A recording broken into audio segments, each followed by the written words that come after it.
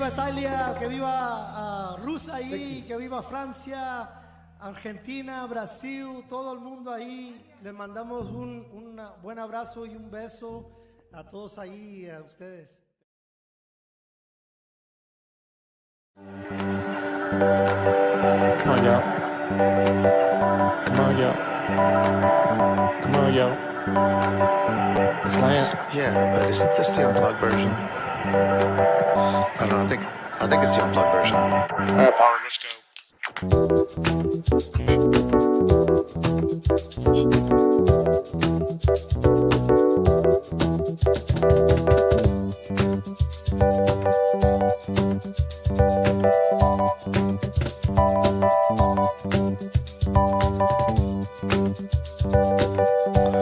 All right, listen, y'all. Just go ahead and let the guest play. Come on, jeez. That's better. Where'd I go?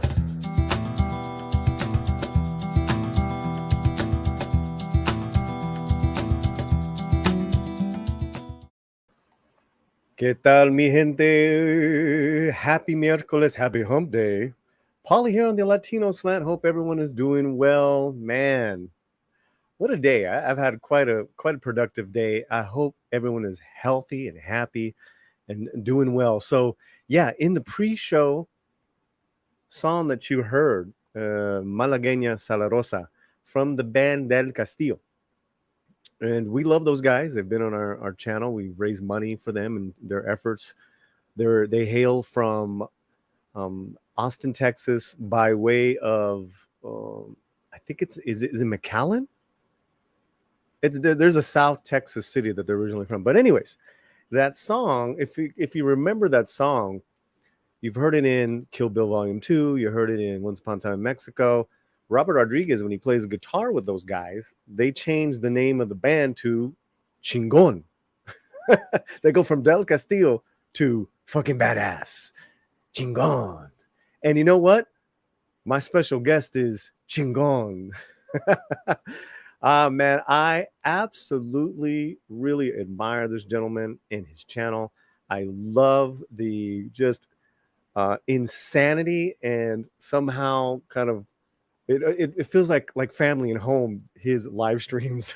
I think I'm going to go back on in September. I don't know when, but I'm talking about the great Comix Division. So everyone, welcome to the Latino Slant, his triumphant return. Your triumphant Comix Division. Stop the insanity. I mean, How you doing? I mean, bro, it's like those streams sometimes are just, they're so off the rails that like, oh, I feel great. Yeah. They're a lot of fun, man. Yeah, you're like, yeah, I know these guys have to sometimes, but you got it all under control. Anyways, welcome back, brother. Thank you, sir. Thanks for having me. Yeah, I see you have some good folks here coming in. All the early birds are here for you, and the Latino Slant. How have you been? And for anyone that doesn't know what Comix Division is all about, why don't you give us a little rundown? Oh, good Lord. I'm doing good, man. I'm doing good. By the way, McAllen is a place. It is a town. It is a town. I just don't know if it. Oh, you know what? I think it's in the valley. It's in the valley. I think it's Laredo. They're originally from. Actually. Oh, okay. Yeah, I wasn't sure if it was McAllen or Laredo. Okay, but I do know that they all live in Austin now. The band. No, that makes sense. Yeah. Well, cool. As for me and who I am, hi everybody. I'm Comix Division. I used to talk about comics, and I don't do that anymore since the silly name. And I just decided to keep it rather than change it. And I these days talk more about what's going on in the world, the insanity. Speaking of the insanity, the clown world that we kind of live in these days, and occasionally I talk about entertainment. My dog is going nuts, and I have no idea why, because the door's closed. So I'm just gonna. It's piercing me on this side, but there's nothing I can do. Yeah, it happens. Yeah. Well, Comix Division, you do like a hard hitting. You had a lot of fun, social, pop culture, and then you do your political show. So you're live twice a week with those channels, with those streams. Yeah, Monday is Yelling at Parked Cars, where we kind of get more on the political side of things, and then Thursday we try and try and talk about entertainment and feature people in the community that are creating stuff, right? Because I think the way that we win the culture war is by going out and creating culture, and I like to highlight people that are creating culture. Well, it seems that is happening, right? And of course with Eric July, but also too with all the independent comic book creators before Eric July and that are still enduring right now. It's not just one person. I mean, a lot of people have been successful lately. A lot of great creators out there. Like you mentioned, Eric being one of them, and we had Vinny on who did Shadow of the Kraken, and great artist, and a lot of people out there doing some amazing things. Yeah, as far as on our end, we're happy to spotlight, independent music. These guys aren't signed to a big, they've never been signed to a big label, and I mean most of their money was made on tour. Also, to literature, as far as books and poetry, or even like sci-fi genre, So yeah, I'm with you, man, and I'm almost sorry that we saw this film. I said, "Hey, would you mind watching this film? We can talk about it." And you're reminded of just how great storytelling used to be. I know. So I was telling Polly, this is a movie I wouldn't normally seek out, right? And it's like I'm aware of the movie. I remember when it came out. It's not a movie I was ever interested in seeing. So he made me watch it. He got the mechanisms to force my eyes open. Put the drops in, and I enjoyed it immensely. It's especially compared to what we're seeing today with modern day storytelling. It's just like it pales in comparison to what we got before. Even something that, like I said, I wouldn't have actively sought out. Sure. Immensely enjoyable compared to anything that's coming out these days. And this is like our second round of doing this. Before I was like, all right, let me get Fury and Tax Collector. I think you'll dig those genres. But I'm like, there's this really good drama that just no one talks about. But here's what we're going to do, guys. We're going to say hello to you guys. And then I have some hard-hitting news. It's a little bit of a sad one. And we'll discuss that. And then we'll get into the movie. Okay, Ray J is here. Hello, Ray J. Deleted scenes. Pat S. The lovely Sherry says hello to you, Comics. Hey, lovely Sherry. Cameron Vale, who I have not had the pleasure of you hanging out with us. It's a pleasure. War Monkey. ¿Qué pasó, War Monkey? I don't know if I said hello to Brian. What's up, Brian? And Brian's a new buddy. And Toxic Man. We're waiting for Toxic Man Flu to actually get in here. So what's up, dude? He should be on his way. Okay, good. And Bonzo is here. Orale, Slant Man, new indie comic. Yeah, I'll do it. Shoot, why not? Good to have all you guys here. What I appreciate about this community, and Brian reminds me of it, because Brian is a diehard, Namor purist, right? And so we were kind of going back and forth since the Namor news came out the last couple days. And it's like great conversation. And I respect where people are coming from. I'm just coming from I'm just looking at it a different angle. I don't want a shit story. I just, I want to see, different images on screen, like the movie I sent you. But, this community, for the most part, even after the arguments and the discussions, Comics, people are still cool with each other. Mm-hmm. Oh yeah, for sure. Have you ever had that where you kind of like really disagree with someone you had? God, tons of times, man. I mean, that was like a thing back in the day, right? We used to get in fights all the time, and we part friends. Yeah, we get mad at each other, get pissed off, like fuck you, dude. But at the end of the day, you're still best buds, right? And it seems like we've kind of lost that in society. It's like oh, you didn't like something? Well, I hate you because you're an awful person. Well, this movie is almost apropos because it's called Mi Familia.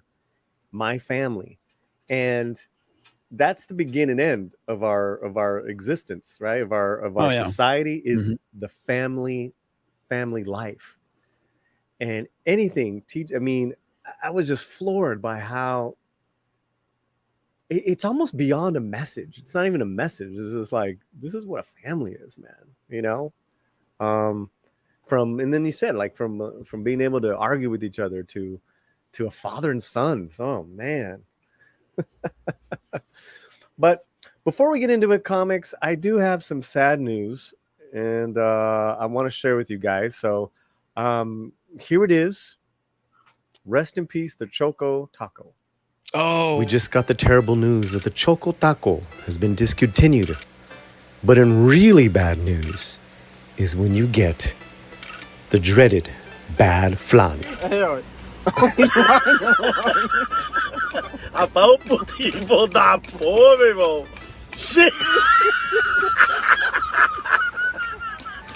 É de novela, é da novela. É bacunha aí não entra. É da novela. Meu amigo. Que porra é essa, homem? Agora é um pudim bacana.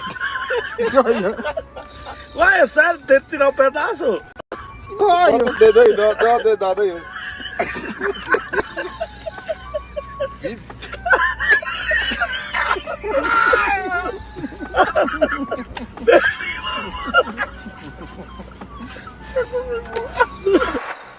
Lesson learned, never use a plastic fork on tough flan.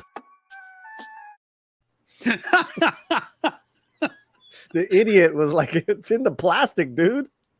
Then he turns it over. Oh, that's funny. At first I was like, that's not flan, that's a brick. And it's like, oh, okay, it's okay, the container makes sense. But unfortunately, this is real, man. Yeah, I know. Rest in peace, Choco Taco. What, and we bring you the hard-hitting news here in Latino Slant, in that the taco is being discontinued since 1984, manufactured by Klondike. I love Klondike bars as well. What were they saying, that it's being discontinued since COVID happened? I don't know. Apparently, they're just. I'm guessing hasn't been demand for it. Right. Yeah. Right. And so they're basically cutting it, which sucks. I mean, it's been a while since I had a Choco Taco. Like the last time I had one, I was at Taco Bell back in the early 2000s. when they actually start carrying them. Right. Like Klondike specified 1 in 4 packs were being discontinued, meaning that both the unit size sold by ice cream trucks and the multi-pack sold at the grocery stores have been axed. Asked why the Choco Taco was going away, the rep replied diplomatically that the decision was made for a variety of reasons to make room for newer options. Oh, fuck that. What's a newer option than a Choco Taco? Well, Polly, it's culturally insensitive, and that's the reason why they're getting rid of it. I was just going to say something really bad. This was the same reasoning we heard from Taco Bell when several beloved items were discontinued in the act of menu streamlining to aim to clear space for fresh innovations. I mean, your Taco Bell, your fucking Klondike. I mean, I'm sure plenty of you will be heartbroken by this news. Choco Tacos are a top-tier ice cream selection for some people and have been since their inception in the 1980s. I honestly heard the demand had gone down, but I mean, it seems that these types of novelties, kind of, go up and down. No, I mean, what the hell? I mean, that's a hell of a novelty, man. It's been around since the 80s. So, I mean, I don't understand why they'd be getting rid of it now. Did they get rid of the 7-layer burrito? No. Did they? Wow. Ray J, can you confirm that? Can we get someone to confirm that? Because that is just ridiculous. And that is Bandit. Maybe Bandit's really upset. He heard the news. He's mourning the 7-layer burrito. Oh, Bandit will eat anything. Hey, TZ Burton. TZ Burton was gifted a new membership, and we appreciate you being here, my brother. Lovely Band-Aid Sherry, never approved. heard of the Choco Taco. Yeah, it's kind of a niche thing. Like I said, I first heard about it from Taco Bell. I had no idea it was a thing till then, and I thought it came out like in the 90s. Mm-hmm. I mean, honestly, I think I've had it once. Yeah, same here. I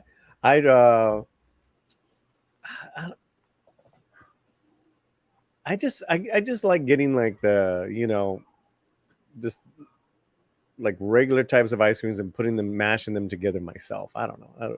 I'm not really. Shanatsky said they're sold out of Mexican pizzas at my Taco Bell after they brought it back. Now, oh yeah, they did discontinue that, right? And then they brought it back. Yeah, they have a nasty habit of doing that. Yeah, it's like the McRib sandwich. It's seasonal, quote unquote seasonal. McRib. Remember when that first came out? That was nasty, man. Oh God, yeah. I think that first year comics they actually had like fake bones in them or something to make it look like.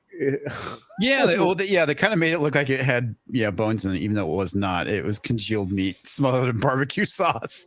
It was really weird. And Mexican Iron Man has gifted 5 Latino slant sponsorships. Wow. That's Thank awesome. you. Thank you so much, man. That is really awesome of you. So lovely Sherry, Monkey Jeebus. Who else? Let me see who else got this. Bear with me for a second here. Lady Ombre got one. Lovely Sherry. Monkey G. Well, yeah, I'm trying to read through. This is kind of gross. The McRib is gross. I'm all over the place. Anyways, I want to thank Mexican Iron Man, who's been a member for over a year. He helps me produce the show. But he's gifted 5 Latino Slant memberships. Cool. Well, one of the cool things that we do is movie night once a month. And yesterday we saw Mi Familia, My Family. And today we're on a public stream talking with Comix Division about the film. I thought it would be great to share this movie. And as I pull some images up, give me your what's your overall feeling of the movie, your first impressions? I thought it was a very lovely family story, is what I thought. Mm-hmm. It had a lot of ups and downs, and that's the thing, like compared to like what we see with modern entertainment. It's the unpolished, nasty reality of family. It has its its ups and downs, and yeah, I liked it a lot, man. I really enjoyed it. It was funny because my wife was like, "What the hell are you watching?" I was telling her. Oh, she's really? Like, yeah, she's like, "Why are you watching that?" Yeah, no, she's seen it. She's seen it before. Oh, she saw it. Yeah, I think a long time ago. So nice. yeah, and she's like, "Why are you watching this?" I was like, "Well, Polly's making me watch it because we're going to talk about the Mexicans make me watch Mexican stuff."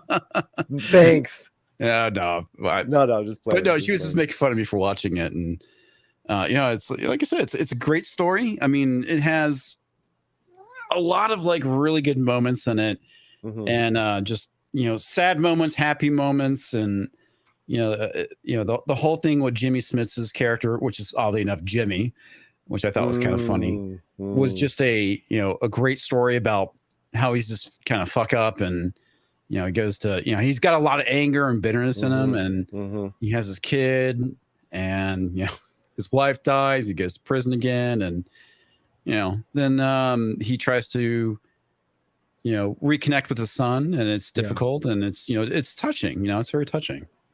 So Mi Familia, My Family was released in 1995. It was directed by Gregory Nava, who went on to do Selena 2 years later. It is a sweeping multi-generational story of a family based in East LA, and they kind of move out to different parts of the city, right? And each has like with any big family, each has their own personality. I mean, there's the Wokosa older sister. Oh, yeah. She was great because she was a nun. Yeah. Well, I love it how it's, Scott Bakula's in it. It's like Fucking Scott she becomes Bakula. a nun and ends up hooking up with a priest, and they get married, and she comes joins a group that basically helps save people from, oh god, was it their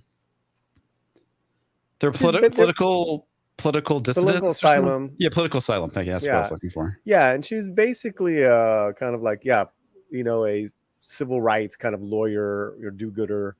But then you had so many facets to this different family. All the different this sister ends up getting really chubby because she runs a Mexican restaurant. Well, it's funny because you kind of had that foreshadowing too, right? They're trying to zip up her dress, right? And she's already put on a little bit of weight. And right. You're like, right. Oh, You're so right, because she's just like, hey, you're eating, and we can't get you in your dress.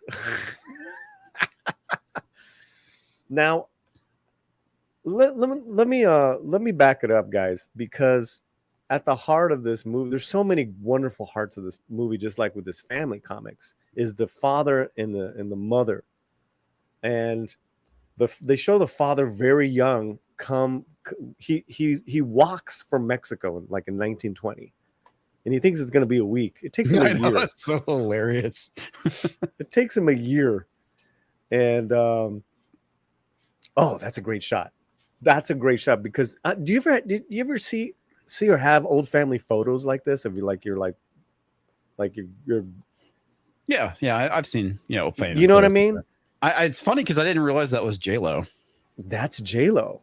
Yeah, that is J-Lo. Which is funny because she's also in Selena. She is Selena, and this actor who plays the husband here, in Selena, he was the brother. Oh, that's hilarious. Yeah, Gregory Nava likes to work with the same actors, but no, I get that. That's cool. And this is a reminder to everybody of actually what a really good actor J-Lo can be. But this was like 95. This is when she wasn't even nobody knew who she was. Yeah. So we get to see them get together, have this family, and grow up and grow older with each other as the parents do. And they're, I guess, for lack of a better word, I guess nowadays, because of their faith and then the father's just work ethic and love for his family, I guess nowadays it would seem very antiquated, right? It's a shame. It's a shame. We were talking about this, but this movie can be made now independently, but in a big studio would never do a movie like this. No, they wouldn't, because it's too based in traditionalism, right? Heaven forbid. Yeah, heaven forbid. Traditionalism. I mean, it is there's and it's not like a Hallmark movie, guys, because there's a lot of darkness in this film. Oh yeah, there is. So the first darkness is that she has a kid named Chucho who becomes Isai Morales, and he's very dynamic, and you love him, but he's a drug dealer. He's not he's a screw up. He's a screw up. What did you think of his character? Oh man, I mean, he was great, and the whole thing. I love there was a lot of that kind of foreshadowing, because I don't know what the owl kind of symbolizes in Mexican culture. I'm assuming it's death, because when she's crossing the river, and she sees the owl a couple of times, and there's the whole thing where they're in this boat, this rickety boat. There's the water's high. Oh yeah, let's go to that. She ends up falling out of the boat, and she loses the kid, and you're like, oh my god, you're really kind of feeling for her, because like I said, I've never seen this movie. I figured probably the kid might end up getting killed, and yeah, I mean, this is just I mean, it was really well done. You know, you're kind of like rooting for her to save her kid and save herself and get across the river in one piece. And then you're not sure if the kid's gonna live because they kind of take him to the witch doctors. Right. You know, and then he grows up and gets off by the cops. Yeah. Well, yeah, everyone's warning her that, like, her aunt says, you know, don't do it. Not now. Don't even cross now. Wait until later in the year.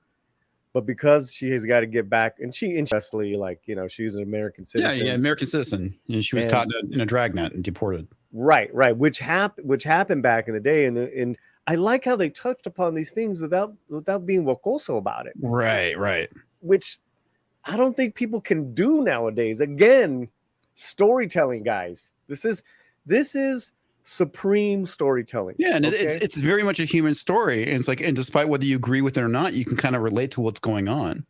And then another little bit of kind of like, this gentleman here is a very Thomas Rosales. He's a very famous stuntman. You've seen him in Jurassic Park. I just saw him in Vampires with James Woods. I love that movie, bro.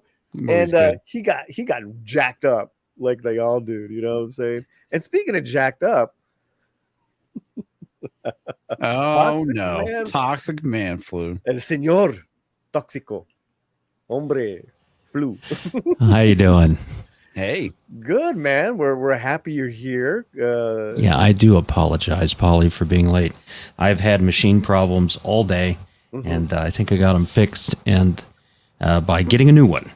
And here we are. So if I'm too loud, please let me know. Yeah, I will dial it down. Yeah. Okay. Well, we're just happy you're here. Yes, our guest is the great Comix Division. That's his Twitter. And Toxic Man Flu, which I would guess Comix is your producer, your right hand. Yeah, he's my man? Producer. Yeah. That's what he tells me. And that's what I tell myself. Yeah. Why? Yeah. There's a constant. Why am I doing this? Right. And I'm Mexican Iron Man, who's in the chat, and I know he loves this film so much. He's got some info because I don't know about these membership gifts. I know nothing about them. But if you got one tonight, YouTube randomly picks recipients. To receive, you must subscribe to the channel and have your channel settings set to yes to receive member gifts. Oh, okay. I didn't know that. Yeah, whenever that's up at the top, there's a present that'll show up, and you right click on that, and if your settings aren't turned to on, they'll turn those on, and it will randomly pick people in there to. That's cool. To have that. Yeah, it's a pretty neat little thing. Let's everyone grab grab some water or something to drink. Let's take a breath. We're happy Toxic Man Flu made it. Let's take a little let's thank Mexican Iron Man. How about that? With this video of the membership gifts. Gracias, hombre.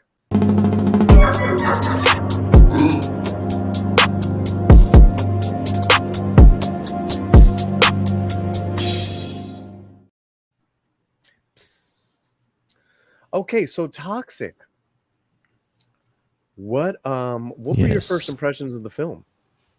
So I actually saw this film in theaters. Is my audio better? Yes. Oh, good. Thank you. Thank you so much. And I posted this on Twitter as a response to the you're tweeting out this. Mm-hmm. I grew up on the west side of Tulsa, and S.E. Hinton, The Outsiders, and that kind of human story, the everyday, every person human story where you have to fight the elements in life and things like that from a different side. So my parents grew up on that side of town, and you were the outsiders. That's what that was. I love I got when I was in theater. That's what this film reminded me of. Now, of course, Outsiders came out in the 80s. This came out in the 90s. And there was a lot of things that were going on in LA at the time that I wasn't a part of, right, for that. And through this film, Jimmy Smits was phenomenal. And, of course, knew Edward James almost, and most of the people in the movie we'd seen before. But this I cried when Jimmy and his wife and their emotions came out, and they were telling the stories of what they were going through in other places, and the struggle. Even just having, working in a place like this, I worked in a place like that, right? And worked my way up to forklift operator and all that kind of stuff. Just doing what you need to survive when you have a family and that kind of stuff from there. It reminded me how fortunate I was to be a citizen of the United States and have the kind of I hesitate to say so many words because they can be taken against you, but I had a lot of privilege being in the United States, bro. And You speak it, bro. Don't worry about that shit here.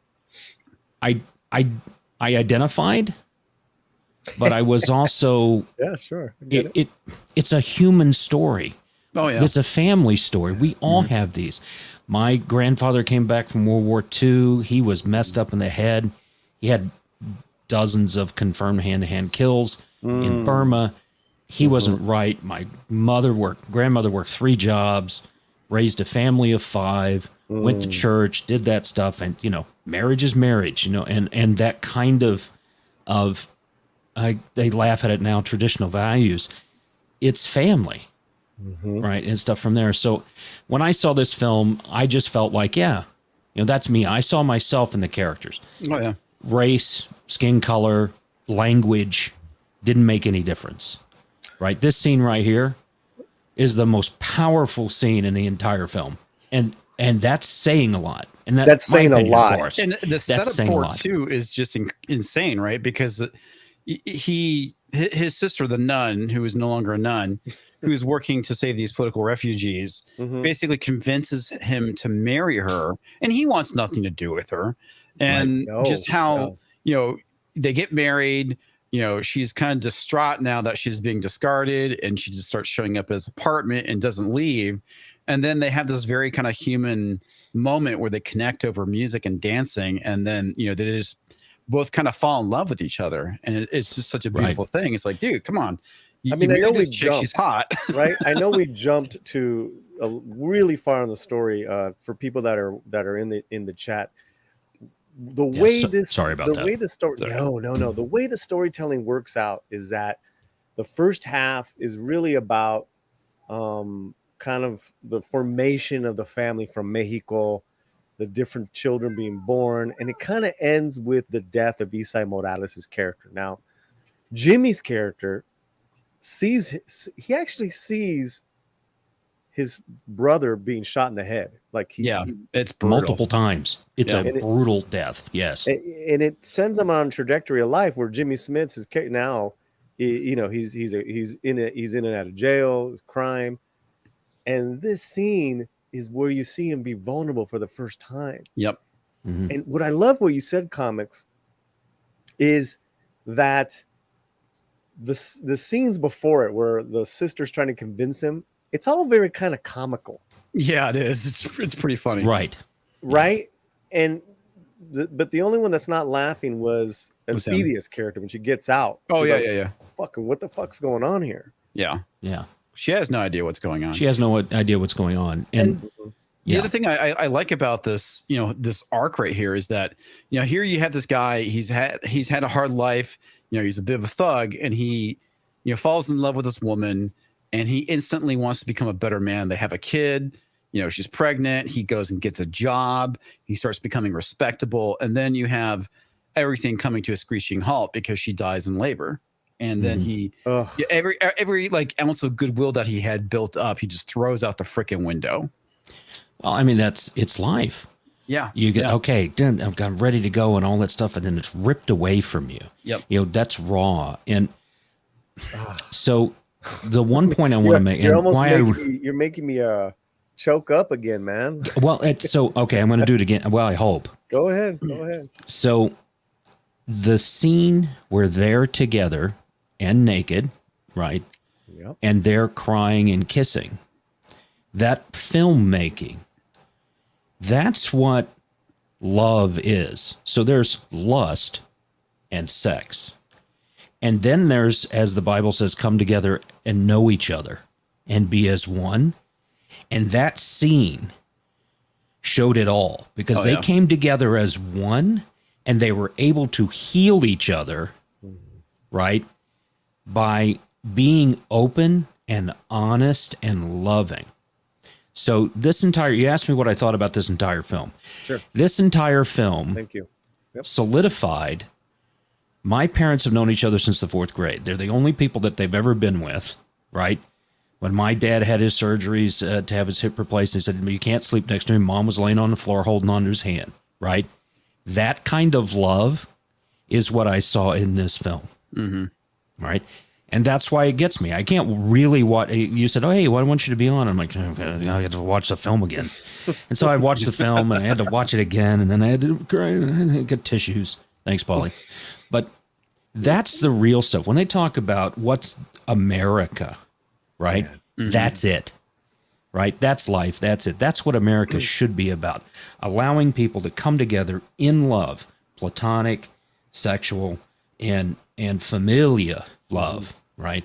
And Let's go heal. back to, let's go back. So that's it. No, dude, you're on point, and I'm so happy to be having this conversation, because this is what great storytelling is all about. So you take it back to to this part, right?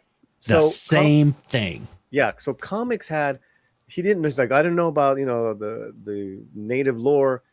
Well, there's the river god, and then there's the owl. And in different cultures, depending on, in this culture, that's not a good sign. Yeah. Bad omen. That's a bad omen. And then the ladies were speaking Nahuatl, which was, just it takes the drama to another level. But yeah, I think that's why it's such a powerful scene. So people who were the Darth Plato, a couple other members that watched the movie with us last night, I'm inviting you to come onto the panel in a few minutes. We have some amazing people in the chat. Just great mixture of people. Stunt Brat 777 Smith, Miguel Farah, of course, Mexican Iron Man, Pat S, Toxic Man Flu, TZ Burton. Thank you guys so much. Muchísimas gracias. How can that guy be on the panel and in the chat at the same time? It's amazing. It's so weird. Crazy. So this reminds me. I can't. You talk about the owl and stuff. Half of my heritage is Native American, right? And how, the Aztec, the Inca, and the peoples that became the Mexican people and the Spanish and things from there. But that, that conglomeration of all of those things together, and the owl was an omen, right? The eyes, the all-seeing, things like that across Native America in general. And that includes all of, South America, Mexico, into the Great Plains, U.S., all the way up. So when the owl came out in the theaters, I pretty much knew something bad was going to happen. So, but yeah, I kind of figured as well. Yeah. But you guys keep talking. I have lost power to my wireless. Oh no, mouse. So vamping. Let's see. So, I thought that Jennifer Lopez did a phenomenal job in this film. A lot of people give her a lot of crap, but she is a very good actress. Yeah, she was phenomenal in this movie. And you can tell this is one of those films when everything comes together. Did they age her with makeup? Was she the mom the entire time? No, that's Jenny Goggle. That's a different actress. That's what I was thought. she the singer at the dance when Chucho? No, not Chucho. No, again, different actress. Jennifer was just here as the mom. Just here as the mom. Okay, that's what I was looking through the credits trying to figure that out. Back to Chucho's character again, because you asked me about him. Please. He was another character. Like I said, he I don't think was necessarily a bad guy. He fell into kind of the wrong crowd. Definitely he was a vato, and it's like at the dance when they get in the knife fight. It's like he didn't mean to kill the guy. It was completely by accident. Give me a second. Keep vamping. Yeah. I'm going to go ahead and just get. Well, Comix, I think that's throughout the entire film. These are not bad people, and even with Jimmy wasn't a bad person. No, it he was wasn't in screwed his up. soul. He was He screwed had up. things. He had traumatic things happen to him, and this is what happens. You sometimes get unlucky. Yeah. But the tragedy that he goes through and this family goes through, that's part of life. And I think it shows the resilience of it. And I'm glad the film didn't go so far as to have, the parents at the, well, I'm going to give away spoilers, so I'm not going to say it. But the film, with the parents, they're solid. They always had the father they could go back to, right? And it shows the importance of that nuclear family and having that. The parents' marriage is sacred. That means something. That meant something to them. And their mom here, as she walked all that way back, just to get back to her family. Yeah. And it took her 2 years, and that was just Right. And he didn't take anyone else. No. That's that lifelong commitment, that lobster commitment kind of stuff. If you, I learned that from friends. But if that commitment, that long-term thing, that I'm dedicated to this, that, okay, when the lust of the relationship, starts to wane, what do you have? Yeah. Right. And their values, their family values that they have. And that, as I said earlier, reminded me of the upbringing that I had. And this film, connects on that level. Well, I was a think it great definitely film to come out. highlights something that is very important that we're kind of lacking in today's society, which is the nuclear family. It's like everything that we're kind of seeing in entertainment, even from politicians, is doing this attempt to erode that. And this is very much a movie that is rooted in family, and family is just so freaking important. Or politicize every freaking, oh, this is a strong woman, badass women, Well, like you said, Paulie, they will not make this film today. not studios, No. So yeah, let's give a little background to this movie. It was made by American Playhouse and American Zoetrope. Yes, Francis Ford Coppola executive produced the movie. I think they made it for $3 million. It made about 11. It made so it made like quite a bit more money. So that was good. This is a scene in Nahuatl native language. They're trying to cleanse and protect the little chucho. Que más? Amazing cast. You had a narrator. His name, I don't know if you've heard of him. His name's Edward James Olmos. No, I never heard of the guy. Who? Never heard Was of him. that the guy in Battlestar Galactica? Yeah, I think so. I totally never met the guy. I'm definitely not in a photo with him. I just wish he would stand to deliver on film at some point. Yeah. Nice. Very He slick. could be a real American me. Hey, God, Miami that movie. Vice, he was the badass of Miami Vice. Please do not tell me anything else. Yes. Oh my God. We have some wonderful people in the chat. Thank you guys. I see Blair de Blair. Hola, señor. ¿Qué pasó? Good to see you. We're here with Comix Division, Toxic Man Flu. We're talking about the epic. I mean, this really is an epic story, in epic filmmaking, because it would be very easy to over sentimentalize, this story, because it's so family driven. I also want to talk about your thoughts, and I have some members in the back. You guys just hang out. Thank you guys for being here. Comics, fathers and sons. Yeah, has good dads in the movie, which is a rarity these days. Fathers and sons. Well, You had a quiet dad who was so disconnected from Jimmy, and yet at the end of the film, it was that quiet dad. was he really? That's the thing. That they couldn't communicate, but Right. were they really disconnected? Because, so here's quiet dad. 2 years, doesn't take another woman. Faith, whatever in there. Wife comes home, off they go. Here's Jimmy. Waits how long before his son comes around? Right? Are they really disconnected? I mean, look at that. Look at that scene right there. Yeah. Well, I meant these two dads Oh, were disconnected.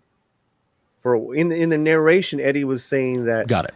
the old father was you couldn't have been more different than Jimmy Smits' character. In these two different types of fathers. I think that's what I'm trying to hit on. I think we're going at from there. Right. And right. at the end of the day, Comics and Toxic, it's life lessons that a fucking father hands down to another father. Yeah. This thing needs to be. Yeah, what's what I'm saying. His dad was always there for him. Quietly, there he was, and he proved he would always be there for his son, and he was able to heal his son. So when the son accepts him, it's when Daddy's never going to leave me again. Daddy promises. Yeah. You know, he finally, okay, Dad, you've proven to me that you are ready to do this, right? And they moved to Texas, and off they go. Spoiler alerts. Go see the film anyway. Spoiler for a movie that came out in 1995. Yeah, I just want to say, yeah. Oh, in 1985, The Outsiders, that came out, Somebody Dies. Yeah. I think we all know and love. I think we talked about this cast. We talked about. I think a lot of people love Jimmy Smits. If you haven't seen this film, try to grab it, guys, to see his performance. You don't even pay for it. It's on YouTube. Oh, is it? Yeah, fantastic. It's on YouTube with Spanish dub. And of course Eddie's there. There is that's such a tough scene to watch. Yeah, it's a rough scene. Oh, it is. So there is a scene where I don't want to play this because I just thought it was hilarious. Oh, that scene right there where he's like dressed up like the Aztec and shoots the lady in the ass with an arrow. No, but that's funny too. That one's funny. Did you catch that? Yeah. Yeah, I like that one. So this is the first time we see his little son. And he's such a travieso, you know, he's such a troublemaker. And that's one of the brothers becoming a lawyer. Right. Yeah. And it's funny because like even his story, it's so different from everybody else, right? Because you know, he goes on and becomes this lawyer. You know, he starts dating a white woman from the upper crust, and you know, of course, you know, they're on the lower side of things, and you know, the family being introduced was interesting and funny. Oh yeah, and he was embarrassed. Now, he was. You can tell he was from a different area, and you talk about connecting with film. I went through something similar to that with family and stuff. I mean, we're whiskey tango, you know. So, and that's what people think. And but this scene right here is hilarious. I just want to touch on something that you said, then we'll hit the scene. This Mexican American family, this Chicano family, there's so many facets within this family, right? And one of them, what you said was that one sibling that crosses the river, that goes to the other side, West LA, Santa Monica, that's where I'm from. Right. And my cousins, these were my cousins that stayed in East LA. I mean, literally, I know the bridge. I know every landmark in this film. But for the lack of better words, I memo, you know. A descendant of. No, right. I'm just saying, like, it's just great. It's the storytelling is so on point, you know, without being, you know, without hammering anything over your head. Okay, so let's go to the scene. Go ahead, set it up, Comics. Oh yeah, he's just a little hellion, and so you see the old lady walking, and he shoots from the ass with a bow and arrow. It's just so funny. And I love the little like the look. He's like, here she comes. Yeah, because it kind of reminds me of those paintings that you would see in Mexican restaurants back in the 80s, where they have like the Aztec, you know, holding the lady or something like that, and he's got the big headdress on, just like that, the cloak. This is little Namor. Yeah, little Namor. But this kid is really good for being a kid actor. Oh God, yeah, he was great. And yeah, all of the kids in this film were very good, but he was outstanding. And this is Jenny Gago, who was in Blood In, Blood Out. She played a very different type of mother to one of the leads. She wasn't a good mom in that one. Oh, when she faints. Oh yeah. Oh yeah. Oh yeah. And I'm just going to jump around the film. Tell me if that's wrong, Paul. I don't want to mess up your show, Go but ahead. when We Scott doing it Bakula earlier, walks it's fine. in as the Great White Hope, I nearly fell out of my chair laughing. I know. I God. saw When that. in I was like, theater. I I was laughed. like, and they picked Scott Bakula. Bakula. That was awesome. So Well, here's another gringo moment. yes, Memo brings, and you know, he's a very small character in this film at the end of the day, but he brings his fiance and the parents to Islos, and this is like we have to climb over Stepping the over the dog. It's a small house, and I fucking love oh, it. those beans. I fucking yes. love it. My dad likes to raise vegetables. Mm-hmm. Yeah, and then like you said, the Travieso attacks again. I mean, there's so much funny banter. Mhm. Oh, wait a minute. Okay, let me Oh, you back skipped up. a little too far up. Yeah. Yeah, this is a tough. Oh, No, yeah, there he is. He comes Yeah, out there he is. He's naked. naked. But you know what? The dad's sitting there just Yeah. laughing because he'd probably seen that before. Yeah, he's just like, hey, I've seen a lot of shit. Yeah, you're right. Yeah. Taquitos. You know, He goes Yeah, taquitos. And there he goes. There he is with another headdress. Right. And you know what he says? No. This kid says pinche cabachos. And I'm like, oh shit. Shoot. Okay. Translate that one, please. If you Fucking can. white people. Yeah, exactly.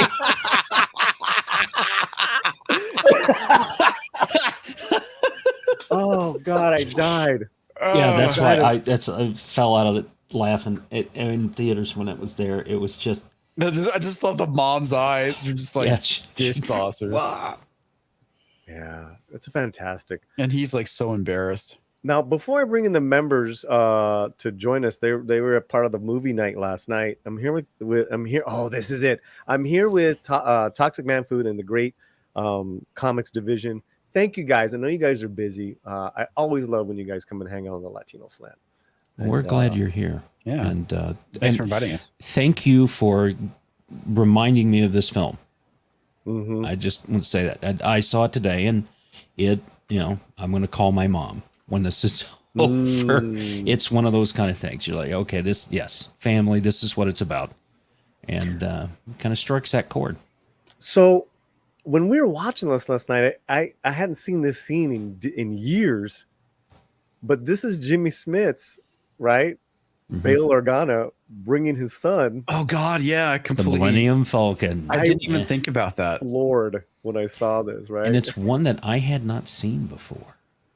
I was like, what? Oh yeah, the model. I had that model kit when I was a kid. It's the model kit Yeah. already put together. Yep. Yeah, that's probably like, not but he's saying, they said this was the best one. Mhm. And it's just like, and then he just tosses it because he's mad at his dad. Yeah, he hates Right. his dad. Yeah. Yeah. Well, it's kind of a transfer of anger. It He is. had anger Yeah. because of what he saw, and his wife had the anger, and then they got rid of that anger, and then they had their son, and that anger came through because he was born without his mother who passed, and his father who couldn't, deal with that kind of pain and was gone. So Yep. it's three different kinds of anger, and the resolution at the end. The message is, you keep at it. Love never stops. Love never dies. True love. You truly love somebody, you're not going to give up. You're going to keep Well, going. it's like there's so many things that they would do nowadays that'd make him a victim. He'd complain about society. Put him on Ritalin or something stupid like that. Well, no, not. Well, yeah, they do that with the kid, but I'm talking about the whole thing like Jimmy Smith's character. Yeah. Ultimately, what happens is that he takes responsibility for his actions. That's Excellent what this point. is about, rather than going, oh, well, it's society's fault. It's the white man's fault. It's like, no, all this shit's my fault, and I need to be a better person as a result of it. Exactly. And that's a great point. I want to take a break. I want to bring in we have two members of the channel here, and right on time, oddly enough. I'm trying to find it, but the Great Mexican Iron Man gifted 5 more memberships. Jesus, man. And I just want to say hello to those people that, if you guys don't mind. By all means, man. Go ahead.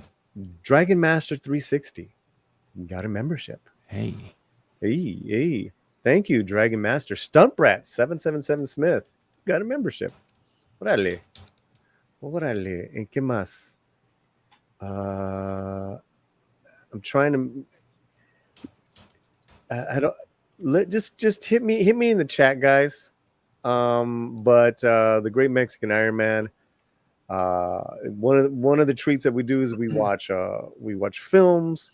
The next thing we're gonna do, comics, is we're gonna have a private concert with a musician in a couple weeks. Oh, And, very nice. I'll invite you to that so you can come and hang out if you want to listen to some music. Sure. Just let me know which day. Already got something going on next Wednesday, though.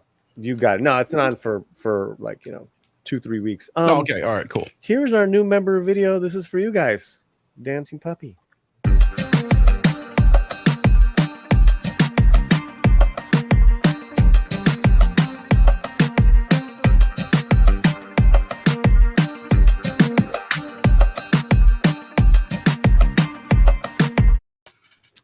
Toxic, what'd you do? Gifted 5. Oh my God, you're crazy. Toxic Man Flu gifted 5 new memberships. Dale. Yeah, let's Thank see. you, brother. Oh, Comix Division got one. There you go. Hey, fucking finally, dude. No, I was playing. The funny thing about it is that I didn't have it enabled, so I was like, oh, cool. Well, it's like I'll just go and turn it on. Yeah, why not? Very nice. Lovely Sherry. Hey, how you doing? We're joined by members of the channel and really great members of our community. Deleted Scenes, Stephen and Shanatsky. Hi, how you guys doing? Hello. Doing well. So you guys got to watch the film last night. Now that you've had a day to let it wear on you, what are your thoughts? What was your favorite scene? What was your favorite scene? It's a good place to start. Favorite scene? Well, there are so many. I don't know if I could pick just one. As far as on a technical basis, that scene on the river. Everyone likes that river scene, comics. Well, it's a good scene. Well, a river runs through it. So. Yeah. Oh, sorry. Hi-oh. First. I'll be honest. My favorite scene is the very beginning when he's telling the story about his brother getting gunned down by that woman. He's like, oh, he really died of appendicitis. Oh, God. Right. That was right. I'm quick with this new mouse I got. Shoot. But let's talk real quick, too. It's kind of easy to overlook just how great of a filmmaker Nava is. Oh, yeah. Mm-hmm. I mean, this movie looks and feels wonderful. So we're here. Well, this is in order to have a great film, you have to have so many moving parts work correctly, right? And the director, the producer, the writing team, the acting, the lighting, the crew, everybody has to be in on this. I mean, this is just hilarious. It is, and yet it's something very scary about a woman with a huge fucking rifle coming after you. Oh, yeah. Shooting on her. Oh, yeah. It's a long shot. That's right. The camera's just like. And this is just great. Yeah. There's a hue to this film. And then Jacob comes out here. Yeah. He plays the dad, right? He's so young here. Oh, yeah. Jacob's been working forever. He's Mind's MC. And yeah, his brother just got her clothes off. Miserable dog. You miserable dog. Oh. I swear I didn't do anything. Right. And then Eddie almost saying none of that really happened, but Yeah. we tend to embellish. We tend to embellish stories. That's great, man. That's great. So you're talking about the movie making of this. Yeah, please. This scene at the beginning with this sets the tone for the whole film. My father also embellished stories, right? But it's reminiscent of sitting down, dad talking stories at the dinner table, that kind of stuff. It's the perfect scene. It's hilarious, funny, but it sets the stage for everything that comes after. And you talk about the filmmaking. It starts from the beginning. You're ready to be receptive of this story. Los Angeles es un otro país. I love how he's like listing all the different Los Angeles. Yeah. He's like Los Angeles, California. Oh, that's another country. Another country. What's a country? What's a country? I mean, what a great line. What is another country? What just these, these little human lessons in history, like just as far as, this is a great way to make your little political, jab. Right? What's another country? Like, fucking, this is all one country. I thought that was great. I don't know so much if it was like a jab at something like that, as much as the world was much smaller, right? I mean, when you're in an area like that, sure, and you haven't really explored much of the outside world, and you're kind of ignorant to the outside world, you're like, well, what's a country? I have no idea what that is. Yeah. Great point. Great point. That's how I took that. Yeah, that's how I took it too. Well, sorry guys, I'm sorry. I took it Think about how much smaller the world is now. Just the fact that you can instantly talk to anyone, anywhere in the world. Right. And the great Shanatsky is finally speaking up. Good to have you here. And I want to say thank you to Pat S in the chat for modding. We have some wonderful activity in the chat. He's taking care of that. That's because of me, probably. Is it clear my history or something? Yeah. But good to have you, Shanatsky, here. What was one of your favorite scenes, brother? Fucking white people, because it makes me think of fucking Kennedy. The little kid? Yeah. Yeah, we played that, man. That was just it. I mean, it's so packed, and yet it's only 2 hours. It just right. It flies. It flies. The scene where the sister comes home and says, "I'm no longer going to be a nun." Yeah. Right. And the mom fainting. Yeah. Just absolutely hilarious. But what was funny when they go in and you see the sister gaining the weight for the first time in the restaurant, he makes the joke and her husband turns around at her and makes that symbol, with the finger in the circle. They make the joke about sex. That was pretty funny too. Well, yeah. So what it was an ex-nun and ex-priest do? Probably the same thing. They just fuck at night. Oh my god. That's such a great line. And Jimmy is so funny at this moment. Like this whole he's like such a smart ass. Yeah. Oh god. It's almost like he's like he's sitting back to watch what did she say? I left the order. And his eyes left the order. Yeah, they're all kind of like, what does that mean? Look at him. Yeah. Because he's like somebody else finally messed up who wasn't me. Right. Yeah. That's to look at somebody off the hook. Right. Yeah. The one you love and exalt so much, our daughter, the nun. Oh, that's a great point. Well, and the best part about it too is that it's the hot sister that goes off and becomes a nun. It was like all disappointed. And again, Nava uses his actress again as Selena's mom in his next movie. And she did a great job as Selena's mom. Well, she has a resemblance to Jennifer Lopez. To Jennifer, yeah. Yeah. And the smile and stuff. Yeah, that look right there. Look, his eyes almost cross. Yeah. I just love it when Scott Bakula comes in. I know, right? It's bad enough that she left the order for a priest. It's even worse probably because he's a white guy.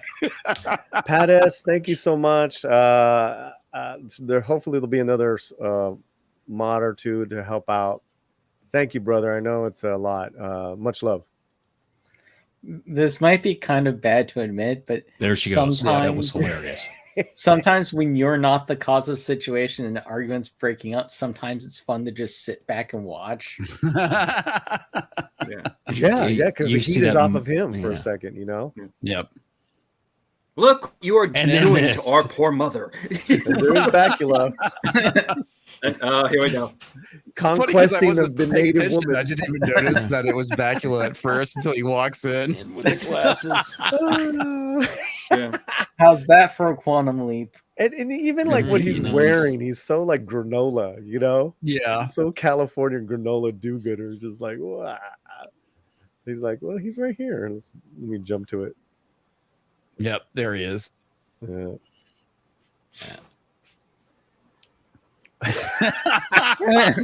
That shirt. The hair. The look, Yeah, the and hair. just The hair. Hi, Yeah. everybody. How's it going? Hopefully, this will might be my next sleep home. Wow. And look at Jimmy. His hands are his character's still there, right? His Yeah. arms are crossed. You know, he's like, "What's up, homie?" Oh, hey, how's it going? What's Yeah, up, whatever, man? dude. how are you? That's Yeah. great, man. But So you're Sam, a we priest that's need you voting to my sister. virginize that woman. Hell, that doesn't make any sense. I don't know. Ziggy's acting up. And she wakes him up, dude. Like, Yeah. She's like, poor guy, because he's like, you know, oh, he yeah. is a, you know, was a decades long landscaper. I mean, this guy Landscaping, works. yeah. Working hard. And there's that motif too, that beautiful motif of crossing the river to work. Mm-hmm. I mean, there's just this. It's like you're crossing into a different world between the two. And Well, I thought the movie did a very good job of showing that was there without slapping you in the face with it. Mm-hmm. I thought it was Let me- a good way. let's just pause it for a second and come back to this awful era of entertainment right now. In forget that there would be any fathers exalted in this movie. They would be demonized. And every woman would be perfect here. But that the work that he does would be undignified or shown in a one-dimensional stereotypical way, which you don't get here. No, you don't. And that's the big thing too that they wouldn't highlight is the fact that, you know, this man's an entrepreneur. He owns his own business. Right. You know, it's like, you know, That's a good point. In the Yeah, modern era, Scott Bakula would be his boss, and he'd basically be the villain of the thing. Like, you know, yeah. he's moving on his daughter. You know, he's not giving him the raise, and the reason he's behind him poor is because, you know, white man's keeping you down. And it's Stephen, you're going to say something? No, I was. Oh, okay. I was listening in. Yeah, you I'll brought come up you brought later. up your camera. Yeah. I saw your handsome face. I'm like, oh yeah, please. Oh no, sorry. If you you want guys to are talk just about, joining us in the chat, I'm here with my special guest, Comix Division, Toxic Man Flu. Let me stop. Let me. Comics made me come. It's a pleasure to Wow. have you guys here. Wow, save Do that not for the come. other. Save that. Oh, I'm gonna come. I was not thinking about that. I'm sorry. This is a good channel. This is not the depraved channel that we're. Come on. Stop it. I'm here with members of the Slant, Shanatsky, and Deleted Scenes. And it looks like we got another member. Cameron Vale has become a member of the Latino Slant. Is a soldado, and a soldado is a soldier. Nice. Orale. So we have soldiers here, we have captains, we have generals. So muchísimas gracias, Cameron. And to all the new members, let's have a little dance party just for you guys. How about that? Let me see what I can. Actually, you know what? It's time to see our tío. Here's my uncle.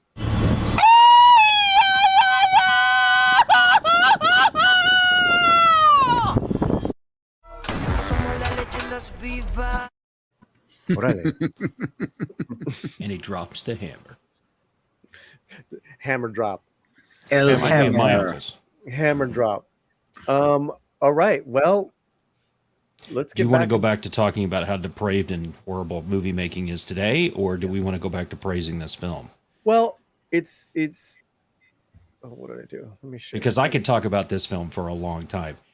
It just What I think what I'd like to do is again, you guys can praise it, but I also want to talk about how. Oh, here it is. How This movie. How would it been made today? Because you know, there's so few times that we get something like this nowadays. It's just bad. Right. Well, the illegal immigration thing would have been very heavy-handed, front and center. Yeah. Okay. All right.